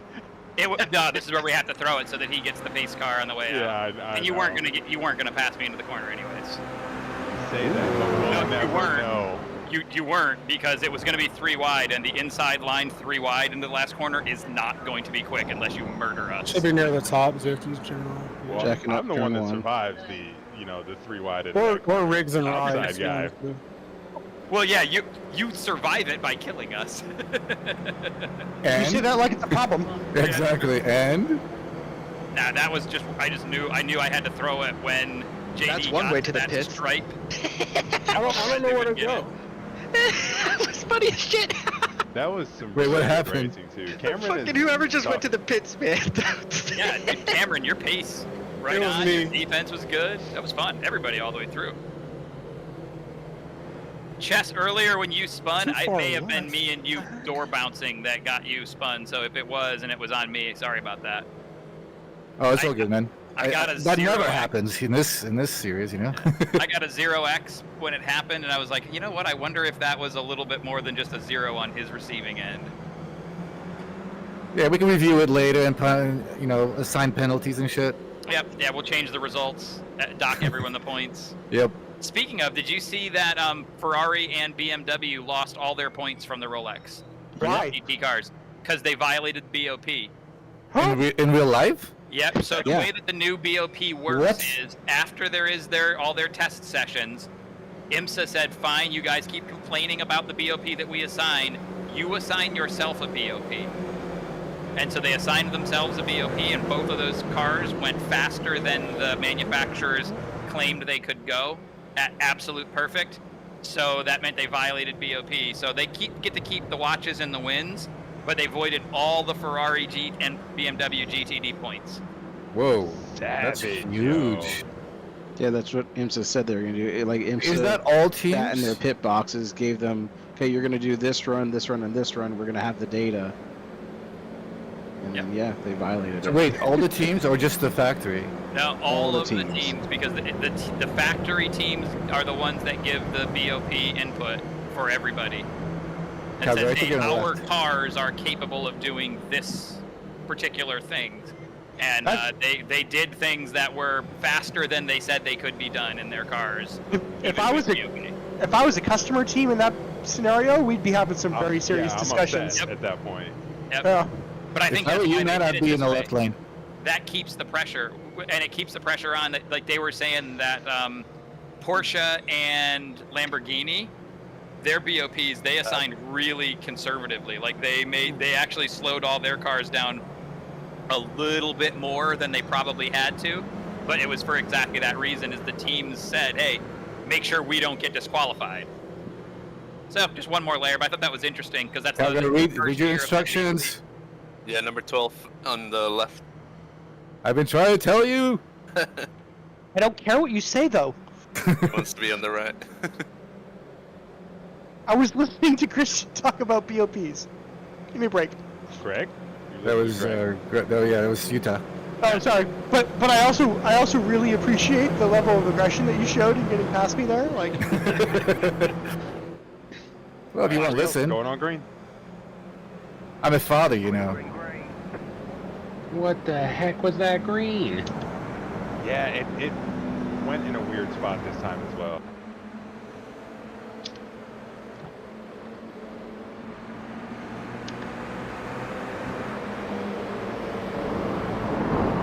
Oh, are you kidding me? Did you I get gotta an slow X? down. A slowdown? Whoa. Tough. Yeah, I would have said an X maybe for where you were at. But slowdown seems extra hard. I went too far inside on turn 3, Okay, we're I good. guess? I didn't touch anyone.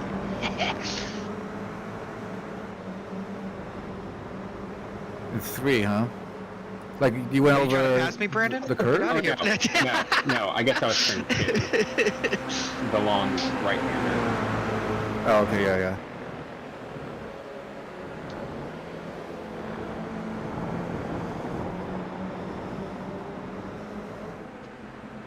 I've cut that far before and never gotten a slowdown, but... oh. Brandon, I thought you were going for him. You're gonna have a run into the hairpin because I had to lift going up that hill. Let's see, how bold's he gonna be? I got no idea how you guys are pulling away so fast, man. That's crazy.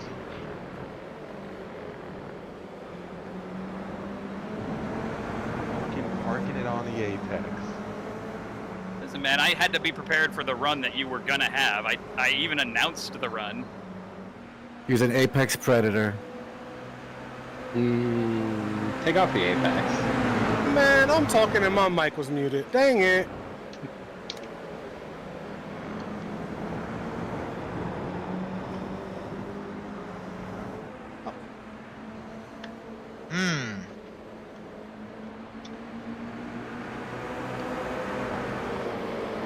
I guess I should have ordered my tires under caution.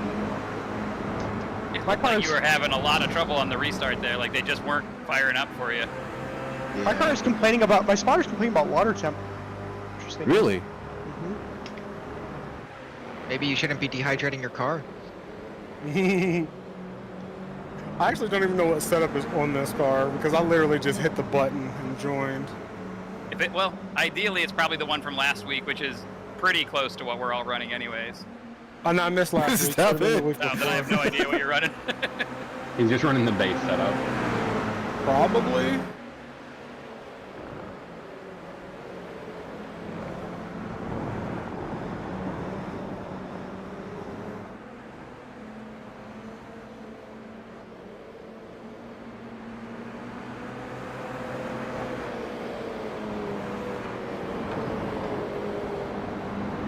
Every time you do that, I have to lift so I don't kill us. I know, and I'm trying to push you offline. And you're doing great, because it's keeping you solidly in the draft as a result.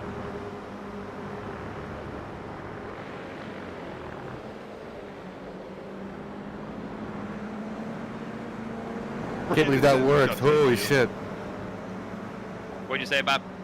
Brandon says just hit you. Oh. I mean, if it needs to be that way, let me know. I'll just unhook the thumbs. Wait, which brand is that? Q's probably on the stream. Oh. Oh crap, I forgot I was streaming too. Whatever.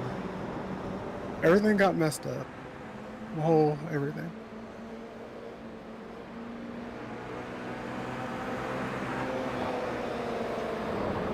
Hey Christian, are you still in Oklahoma City? Yes. Heck yeah. Me and my wife are hoping to get sent back to Oklahoma City after my shit run in recruiting. Do you know when or? Oh. Where the hell did JD come from? Or still working on it? I'm sorry. That's a big wreck. I was told that I would be told anytime between April and July. Okay. I'm sorry, Brandon. By the way. You're good, you're good.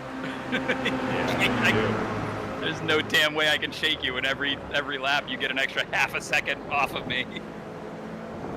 Oh, Just means I have to defend for the next 4. I mostly just want to go to Hallett with you and Bob. Yeah, that'll be fun.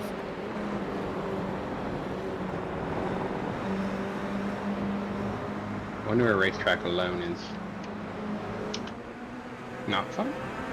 Less well, not. fun. Yes, less fun.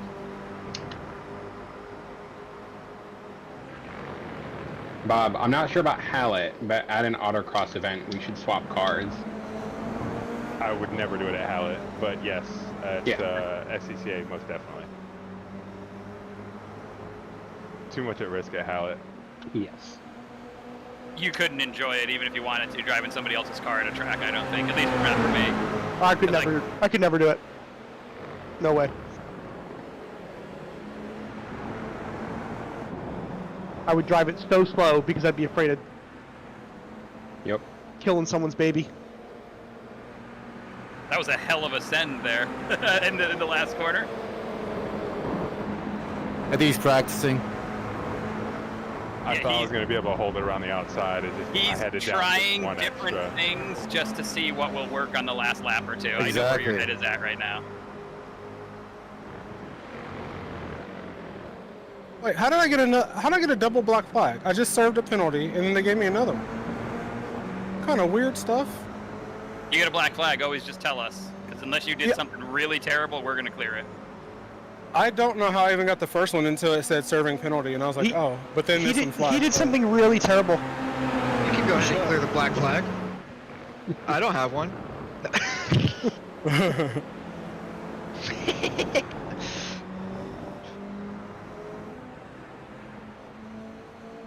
Oh, fuck. I'm so sorry.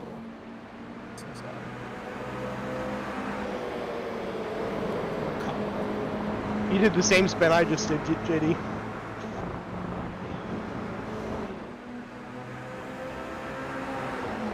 Maybe I can catch Stig. You spin me right round, baby, right round.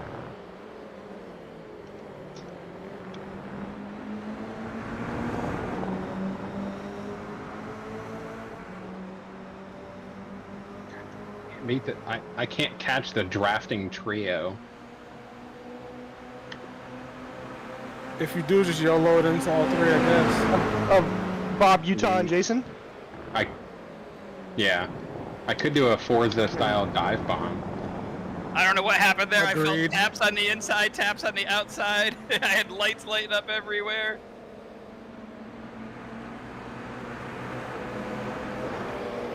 I did a online race in Forza yesterday, and oh boy. Oh, are you alright? You still out there? As bad as I remember. Oh, shit. Surviving.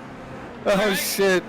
I don't even give a shit. I mean, I feel like I got a bullied a little bit there by the two of you, but it's okay. It's the right kind of bullying. That was fun. And actually, at the top of the hill, Jason, you didn't do anything wrong. That's just racing. You made that incredibly difficult. I just want you to know that. I fucking hate the draft, though. Every damn time I get a gap, would suck you right back up to my ass. I couldn't do anything to get away. It was great work, though. You did a really good job. And now we need a couple laps to get your draft and do the same to you, but we're not going to have it. I think I tried 4 different things every single lap to get that done. To be honest with you, and not to take away from your move, because your move was great, you got that because Jason decided he was going to go 3 wide and I couldn't turn down.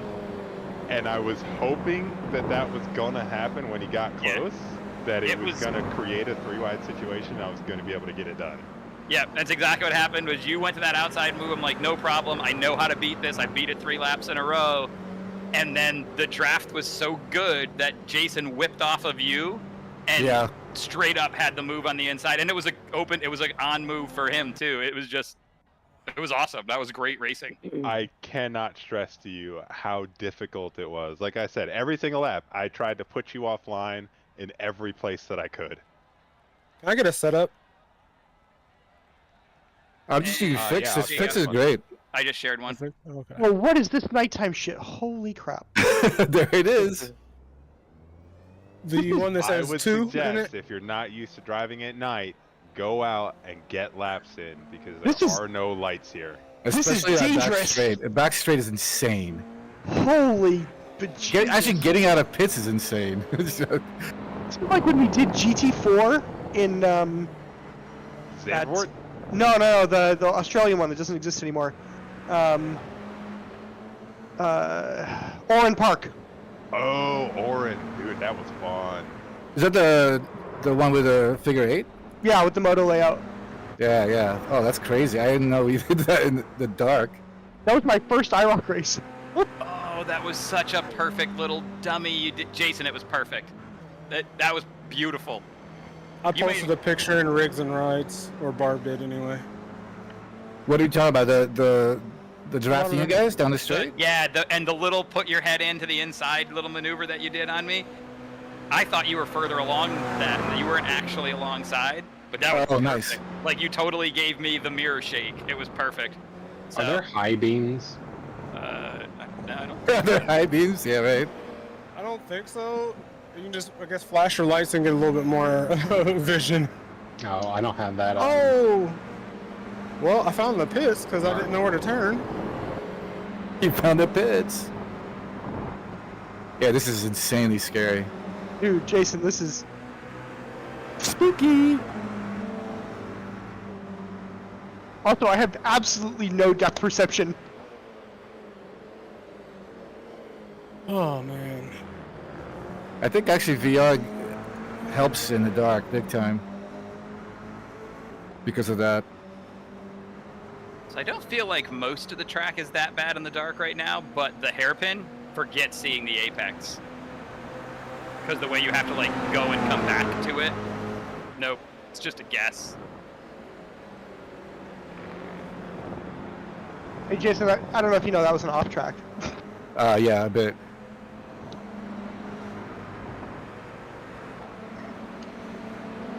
I had 18 of those last time. The problem racing Utah, and I use the word problem very loosely, is you give me the exact amount of space, so I have to be inch perfect.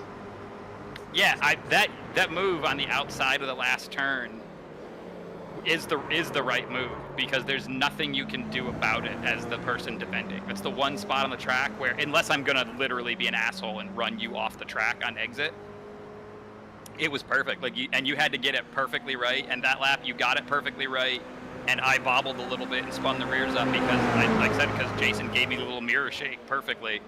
So like. You were absolutely correct when you said, "Oh, he's trying things to size up for the last lap." Yeah, because you tried three different lines back to back into the hairpin, and it didn't work for you. And you tried 3 different approaches into the last corner, and I knew when you made headway on that outside move, 2 laps to go, like that's where it's going to come from. Like it's going to be right there. Good job, well executed. That was a great race. You won't hear me say this often, but you just straight up beat me. I appreciate that. I know that was hard for you to say. Yeah, no. Nah, he had to have cheated. Yeah, this is one I'll give it to you. Like, that was great racing. I really wish I could have turned the draft off at some point so that I could have shook you, but no, nothing I could do with that. You had it. Try it again, Jason. Alrighty. It's dark as shit out here. It really is, and you were right about the hairpin. There is no apex there. It doesn't exist. Oh, weird. Okay, so because I switched over where I have an ignition switch now to turn the electrical systems on in the car, sitting in the pits, I'm sitting in the car with no headlights on. That's really creepy. Hello. Sorry. No, you're good. I spun out too. Synchronized spinning. Right. What I'm realizing right now is I need to map a button to flash my headlights like an ass. There we go. No, it's gonna give somebody epilepsy. It doesn't look like the shaders work correctly on the no-cut curves. They're like just extra black, even though the rest of the curb around it is correctly lit up. Yeah. I wonder if that's part of like the 3D curbs difference. Where is the apex? Oh yeah, well there it is. Just found it. Oh, that is going to be the death corner now.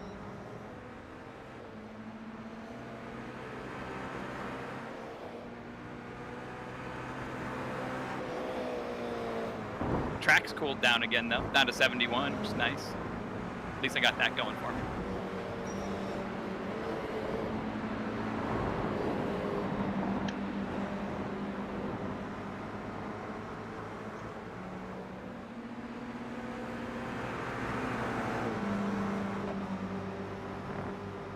Oh, hello there.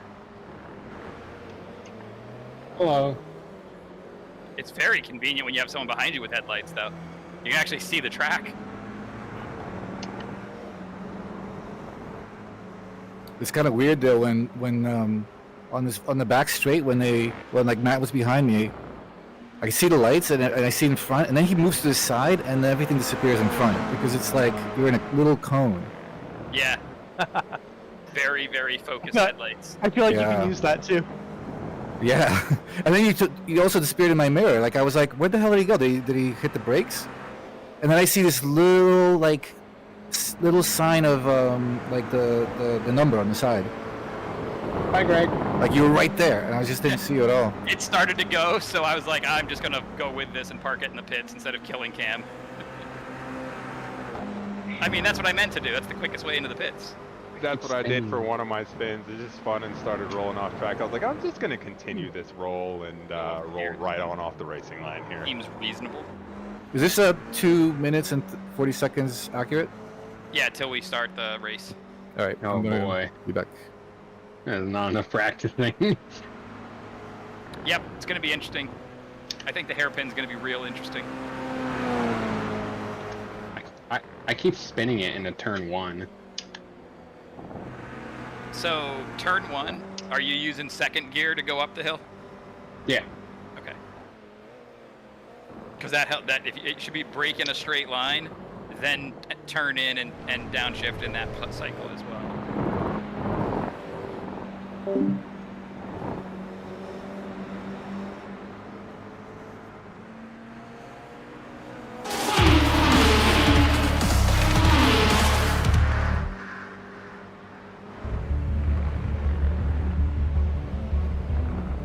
Being forced to leave a military career filled with purpose and pride can be challenging. Motorsports offers an opportunity to regain that sense of identity within a safe, fast-paced team environment, providing a renewed sense of purpose. Operation Motorsport believes in the power of team, identity, and purpose. Racing isn't easy, but experiencing it is. iRacing puts you in the driver's seat with the industry's leading sim racing game. Drive on laser scan replicas of the greatest racing circuits from around the world.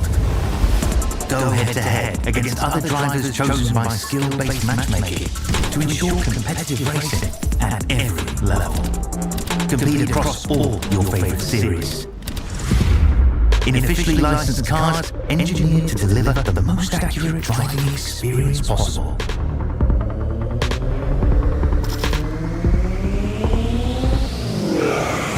Join the race or host your own with players from across the globe. Race against the computer or in a league with friends. Feel the thrill behind the wheel. Visit iRacing.com.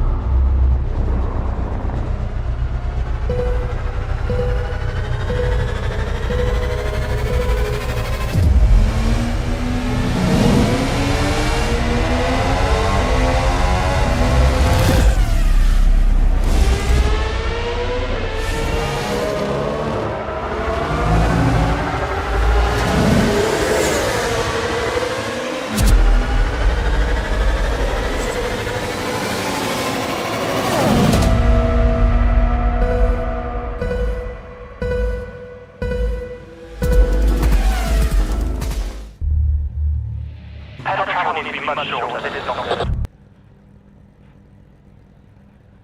All right, everybody, welcome back for a little CFG action here from COTA East. We're in our final heat for the day. This is going to be the feature. As you can see, we are in the GR86 at COTA East, and this particular heat is going to be taking place at night at a track that is not very well lit. So we're going to do our best to see how many cars we can view, make sure everything's going right. But yes, we are here. We're going to have some fun. This should be around about 23 laps, 24 laps, I should say. Oh, there it is. Actually. So we're just getting started with our pace lap here. So we're bringing the cars around. We've got ourselves a couple guys that are out. You'll see them on the tiny screen right now with Justin and Greg. They actually did not make the start. So your true front row is going to be Brandon Potts and JD Daniel in the lead there. Now, if we've seen in a couple races before, that doesn't mean you're going to stay in the lead very long. We got some quicker guys heading to the back. Of course, we have our Mark Wallace back there who's setting fast laps as well.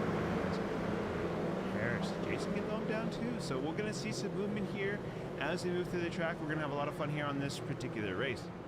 Now, for those that are new to the broadcast, this of course is ZFG TV provided by the ZFG team. So ZFG is a place where we bring anyone and everyone in. If you want to learn how to race better, how to race cleaner, how to race in a pack, how do we have fun with this whole sim racing, join us. Join our Discord. Hop in. Experience our IROCC series, which of course stands for the National Race Charitable Champions. So get in, learn all about it today. Join us for the fun here on Sundays. We run pretty much every Sunday unless there is a special event. We're getting ready to go green. Let's do this.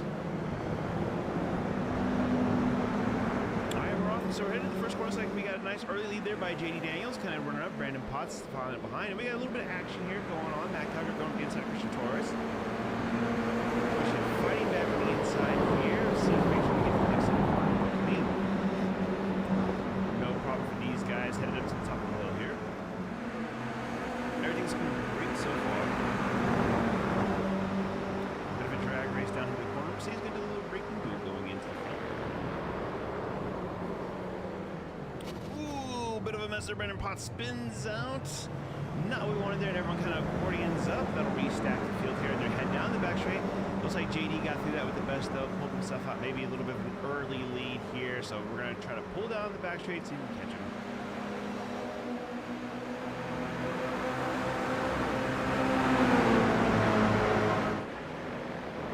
Come down hard in the brakes. We got Martin Wallace pulling up here behind Christian Torres. Like Greg was on the inside of him here. Corey on the outside, trying to make a sneaky move while the others were all stacking up on the inside. Let's see if he can maybe hold it here around the outside of Greg. Oh, he dives in. Oh, runs a little bit wide, but it was a good effort there by Corey. Back to Martin Wallace here. Greg Harris quickly chasing him up the hill. These two are probably into a picture sooner or later.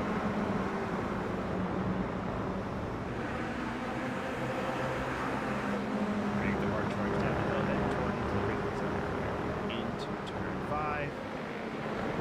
Nice and deep on the brakes as Martin goes the inside of Christian. Greg follows the line through, sets him up nicely. Now he's got to run going down the back straight.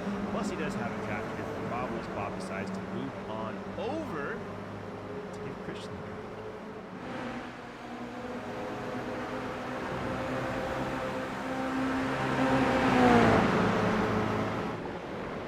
More brakes there. Greg goes taken by Christian. Tucks it in nice and tight behind Bob.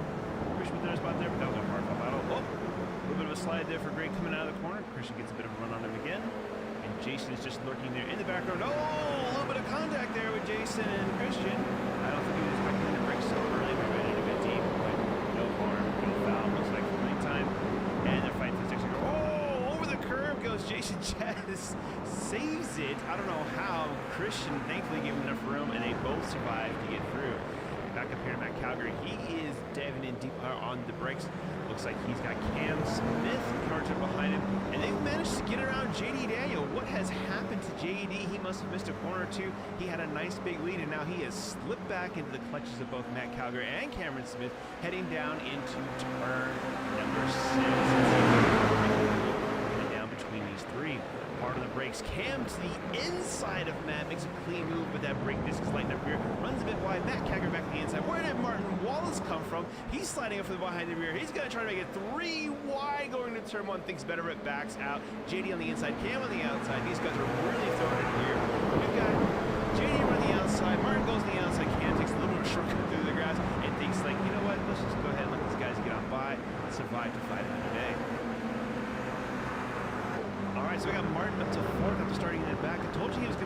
to the front. JD just getting past Matt. They're on the brakes.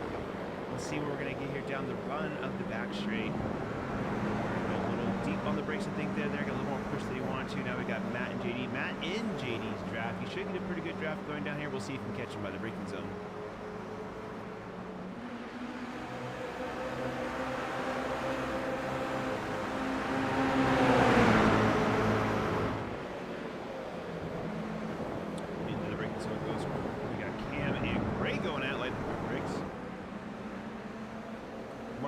Inside of Matt. Ooh, it's real tight through there, but they both make it cleanly. That's all you're going to learn here at IROCC. It's going to be close battles with just a front width. That's all you're going to be given. That's all you need to take it. And Cam running here with Jason hot on his heels here. Matt and Martin going at it again.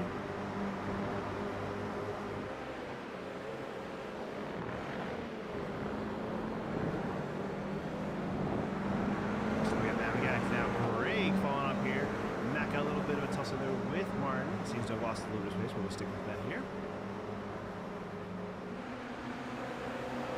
Over the top of the hill, these guys go. And down the seaway. Trying to get by him on the brakes here. He's going to make his best effort. Nope, tucks back in line. Gets right up on Matt. Oh, Matt spins out. I'm not sure if there was contact there or if Matt just lost the rear end. He's in the middle track. He makes it out of the middle safely. Everyone makes it around. No big deal there. All right, so we're back to Jason Chess as he slides up the inside of camera, runs real wide. Oh, looks like we had somebody lose it out there. It's kind of hard to see in the dark exactly who that was. I believe it was no other than our very own Cameron Smith there as he lost it. Let's take a little bit of a replay there to see. Slides in and hits it on the brakes. Oh, just a little too happy on the gas, getting on out of there. Happens to the best of us.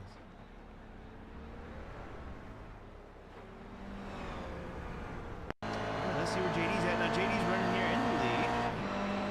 The yellow flag is out. And we've got ourselves a caution. So let's go ahead.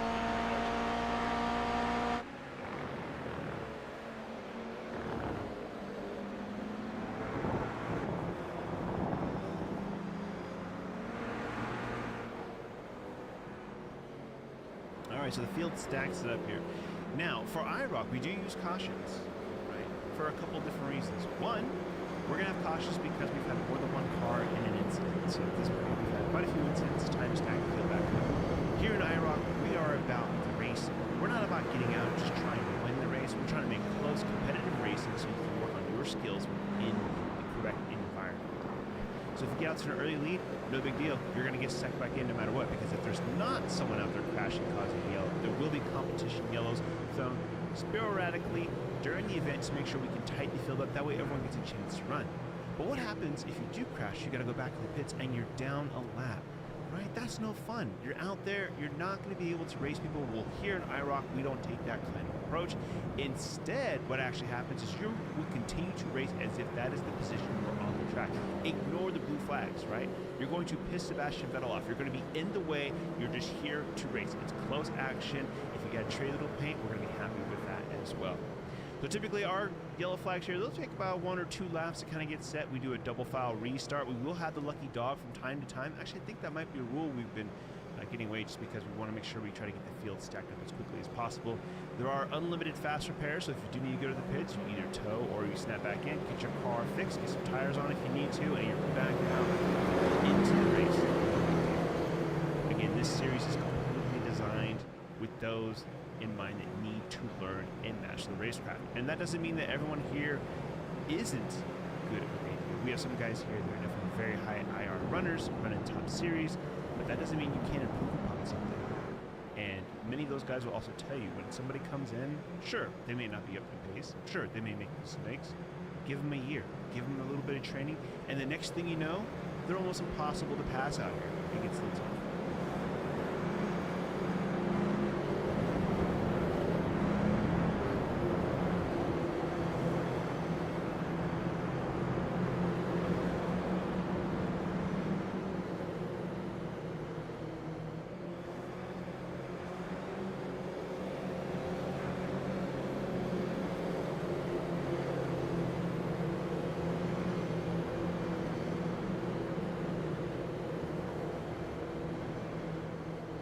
lights are double stacked up, so we're probably going to be going green here in just a moment.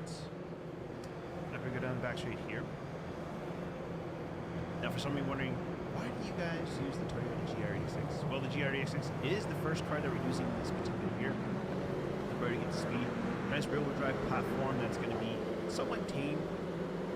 Then we can work on your skills before moving up into a bigger car. Now, the next step was going to be GT4 that the team was going to progress into as far as the development program, but they're actually making the jump to GT3s, and you're saying, hey, that's quite a jump. Why would you do that? Well, one word, rain. We want to bring rain to IROCC next season. We are going to bring rain, and right now the GT3 cars are the only cars that have rain for what we want to use. Right? We could stick with GR86s, but we want to get some variety. It's not everyone enjoys this car as much as they do. We're bringing GT3s in. We're a lot of fun there as well. Now the pace car lights are out. That means we're going to be going green here in just a moment. The pace car is going to pull off. JD and Martin are going to bring the field back around to green. Here we go, ladies and gentlemen. Back around for the next set of laps. Let's see if we can keep it clean here through the first couple of corners.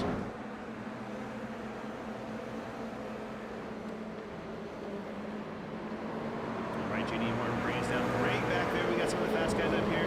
Greg is going to be lurking. He's sitting back here, probably watching these guys going, all right, where do I make the pass? Where is it going to happen? Because he's waiting for Martin to throw something on JD if Martin can. And then I'm sure Greg is going to make a move to make his way to the field. We're going to have to see. All right, Martin's kind of setting up on the inside. Let's see. Dive brakes. Nope. He looks like he tightened the brakes, but he's got a little bit of push there. Does he get the run that he wants to, maybe? Yes, he does. He gets the run out of the back. He's hot on JD now. He's going to have a nice little drag race. Greg's in the draft too as well. And don't forget about Jason Chess back there pulling the draft from everyone there in front of him. It's going to be tight going down here into the first set of corners. Excuse me, the final corner. Inside. We're having a breaking duel here, ladies and gentlemen. Arm the brakes. JD keeping it on the outside. Oh, they're all bringing it tight. JD wins. Oh, Martin is off. He loses it there. Oh, he's going to be upset with himself on that. JD gets away cleanly. Grayson behind us, so we're going to keep on going here at pace. Now, Jason looks like he's getting a little tight there on Greg here, so we're going to see if we can jump back to those cars, see what's going on.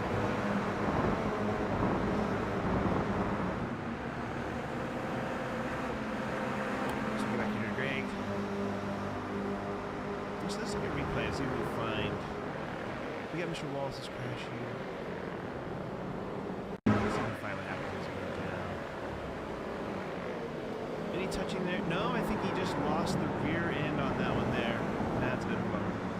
Alright, let's get back to the lead here. JD's got himself a 2-second gap now, but let's go back here to Jason Chess in second place. He's actually gotten around Greg, and Matt's gotten around Greg as well, so there's been action while we've been gone. Just for that short little bit on the replay, Jason takes a nice wide entry into the turn, brings it through, runs it perfectly on the outside of the curves. Matt here chasing him down from behind as well. As Jason pulls up the hill, we've got a nice tight grouping here between these four. Let's see, let's bring it right here to Greg, and he's got Cam on his tail now as well. Greg was looking very hot in the game. I think we might have ran wide a few corners and opened up some positions here for the guys. He's in charge of the hill, second flat.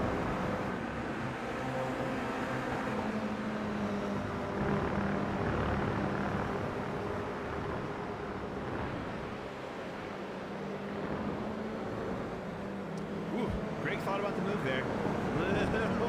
Little late in the brakes there, but he thought better of it, pulled it back out as Matt came and chopped his nose right off going into that corner. That corner is a bit funky. It invites you to take multiple lines, but it feels like there's not really a lot of opportunities for the wide back on it. It just has a funky approach.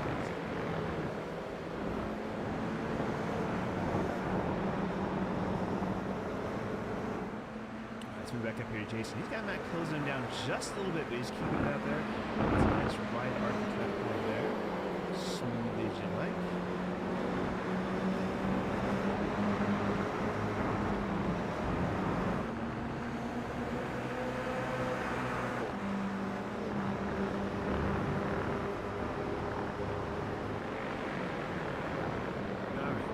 Here. Let's see what kind of runs are in here. Oh, Greg with a nice pass there on Matt into that corner we were just talking about. You know, last time he decided not to, this time he committed, but Matt is right on his bumper now. The question is Matt going to get behind and push him so they can make up time to Jason, or is he going to dive here on the brakes? Let's find out. So far, Greg's cutting off the inside line, going defensive, and holds it to the corner there. It's a nice run out. Oh, a little bit of a wiggle there. That'll compromise his run going up the hill, but he should be fine heading into the next corner.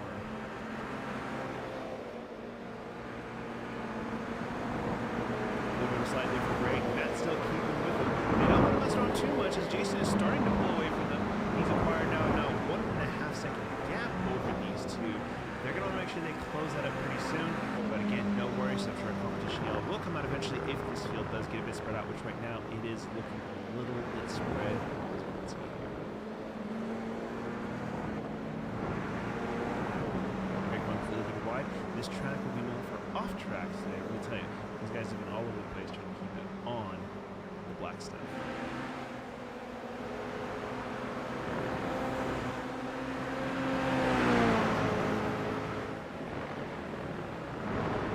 See what Cam is up to here. Now he's kind of in the trail end of this group. He's in a little bit of no man's land where he's trying to keep it close enough to that, but he's got no one behind him. So at least he doesn't have to worry about any immediate attacks. He can push forward. We'll see if we can try to run down that. He has been slightly close to the end here. So we'll see maybe as he gets over this top of the hill run into the 3-4 corner complex, head down into turn 5, which is the hard braking zone before we get over the backstretch here at COTA East.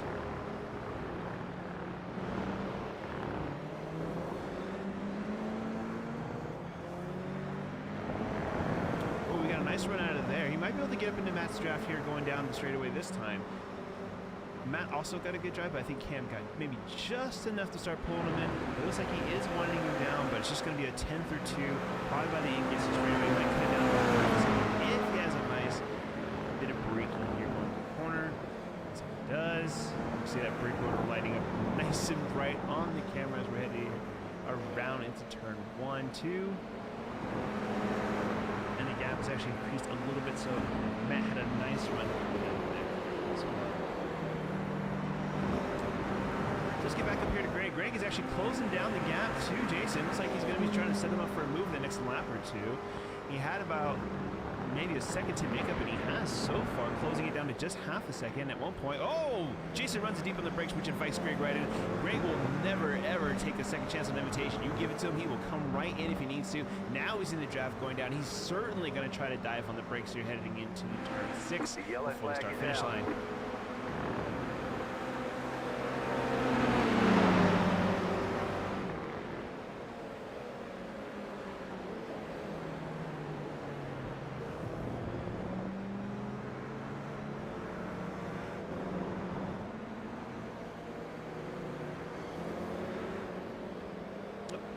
Alrighty, so we got Greg coming up here. Looks like we lost a little bit of time there, Jason.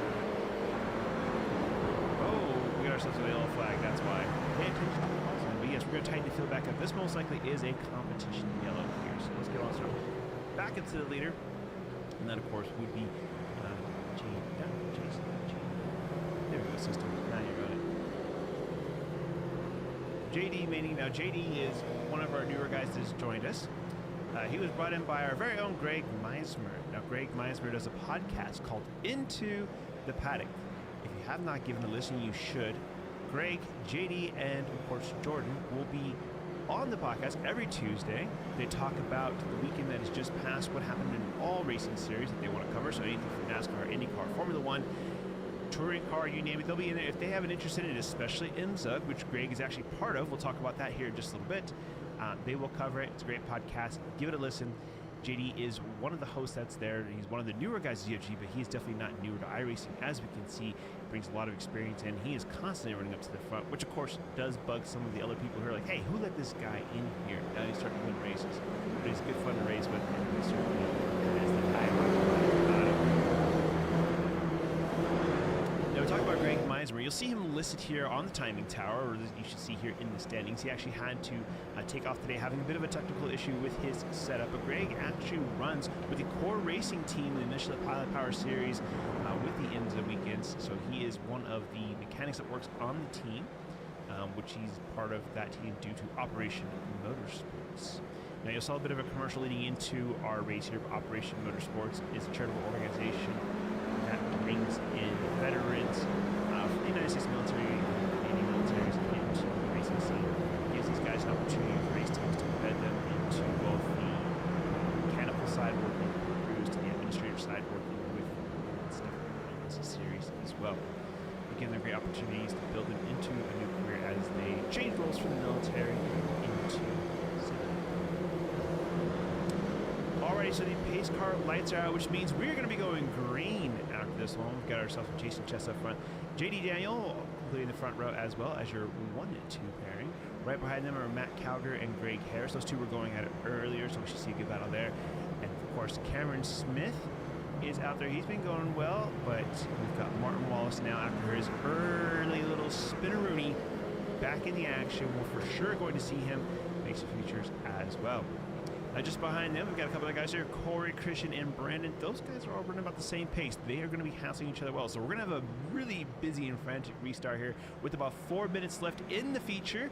When we get going, this will bring us to our final laps of the day. So we can complete probably about 5 more laps here if we go green all the way to conclude our IROCC. So these guys probably start there for our IROCC race for the Sunday. Green flag, green flag. Here we go, back to green. JD gets a nice jump on the inside. He's pulling him quickly away. Let's jump back here to see how Jason and Greg are going to get on going through the first couple corners here. I think maybe Jason was caught slipping just a little bit. Oh, just JD had a nice run. Oh, nice cut back there by Jason. Clearly making some points. Let's see, Greg coming through here. He's got bad movements. Greg, okay, make sure we get all these guys in one shot. Ooh, Greg with a nice run going to makes a dive to the inside of Jason. Jason might have got a little squirrely going over the top of the hill as they head down into turn 5's deep braking zone. Let's see if Greg holds it or does he go too deep. He has a nice line, a little deeper than he wanted to, but he gets a nice run coming out with Jason and Matt right on his tail coming out of here. Well, those two are going to have a battle going into the final stretch. Let's see how we get on when we get to the final braking point here, headed into turn 6. They climb over the hill, JD in front, Greg in second, Jason in third, Matt can move forward. Who's that in fifth? Only Cam Smith closing these guys down as well. So it's a little bit tight. Hard the brakes here. 1, 2, 3, 4 into the corner, making through safely. Matt runs a little bit wide behind Jason as he took up the hill. Greg looks like he might be actually closing on JD just a bit, but we'll keep an eye on the gas here to make sure we're not going to miss out anything as well. Back in the back, looks like we might have a bit of an off-track or a crash between Christian and Brandon. We'll check on that here in just a bit as these guys keep going. A bit of off-tracks for everyone going up the hill as my timing screen is lighting up. Off-track, off-track, off-track. Jason taking the dive down the hill here. He's losing a little bit of time for Greg Harris. Greg is actually tightening up here on JD, so let's focus back up on Greg to see how he does on the brakes. Ooh, throws it in deep, gets a nice run, and he's on the bumper. He might have to roll off the gas, but he rolls it extremely wide to avoid hitting the back of JD, but that's not going to stop Greg as he has the nice run going down the back straight. It's going to be another opportunity for a braking duel headed into the final corner here, with just a few laps remaining in the event.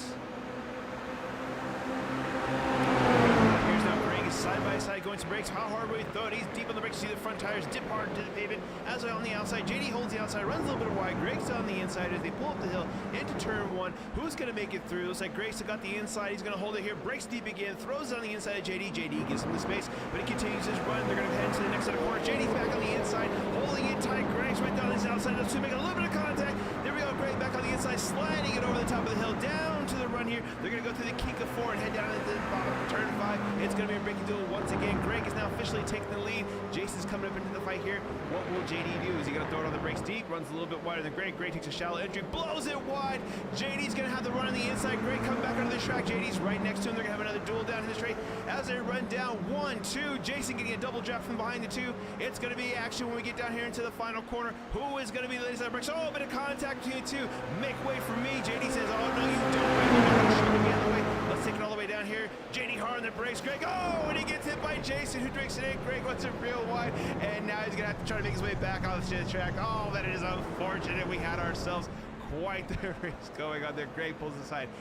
Oh, I don't think Greg was too thrilled about running that one there. All right, so let's spin it back up here. What do we got? We got Jason running it. JD still back up here in the front. A little bit of Matt Calgary here in second place, coming around. He's got Cam's in right now. The field's kind of spread out a little bit again. We had ourselves that little bit of a battle, but unfortunately, a little bit of contact there, and that's going to take us out of that particular action. Where's Martin? Martin's back here hanging out, kind of in no man's land. We got a bit of a gap, but we didn't get to catch much of what was going on with him in the beginning. So we'll have to come back and see. Maybe we'll have a little replay of where he was. He was tight with the group in the beginning, but I think maybe he was just banging doors with the guys there at the front, and just a little bit for him to lose the draft, and now we've got to split out.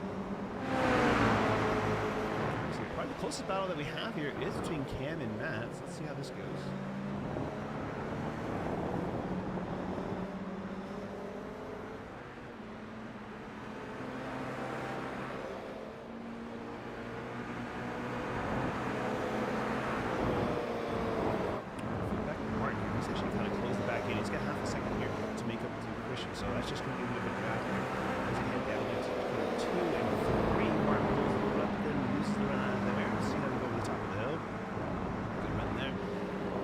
try to pull to the back of here.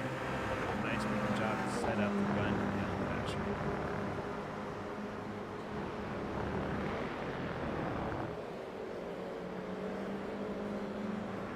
There it is, on the brakes tight, brings it behind Christian. He's going to try to get the run here now. Let's see if he can get the draft and pull the gap back down to where it needs to be. See, throw it deep on the brakes.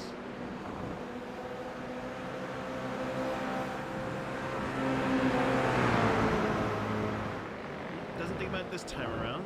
Maintains the gap pretty much where it's at. So, oh no! Christian loses it. I think he saw Martin coming in his mirrors, threw a little bit deep, tried to get on the gas there early. And next thing you know, it was time for a little bit of a spin. So let's see here. Let's go ahead and check out what happened to Christian.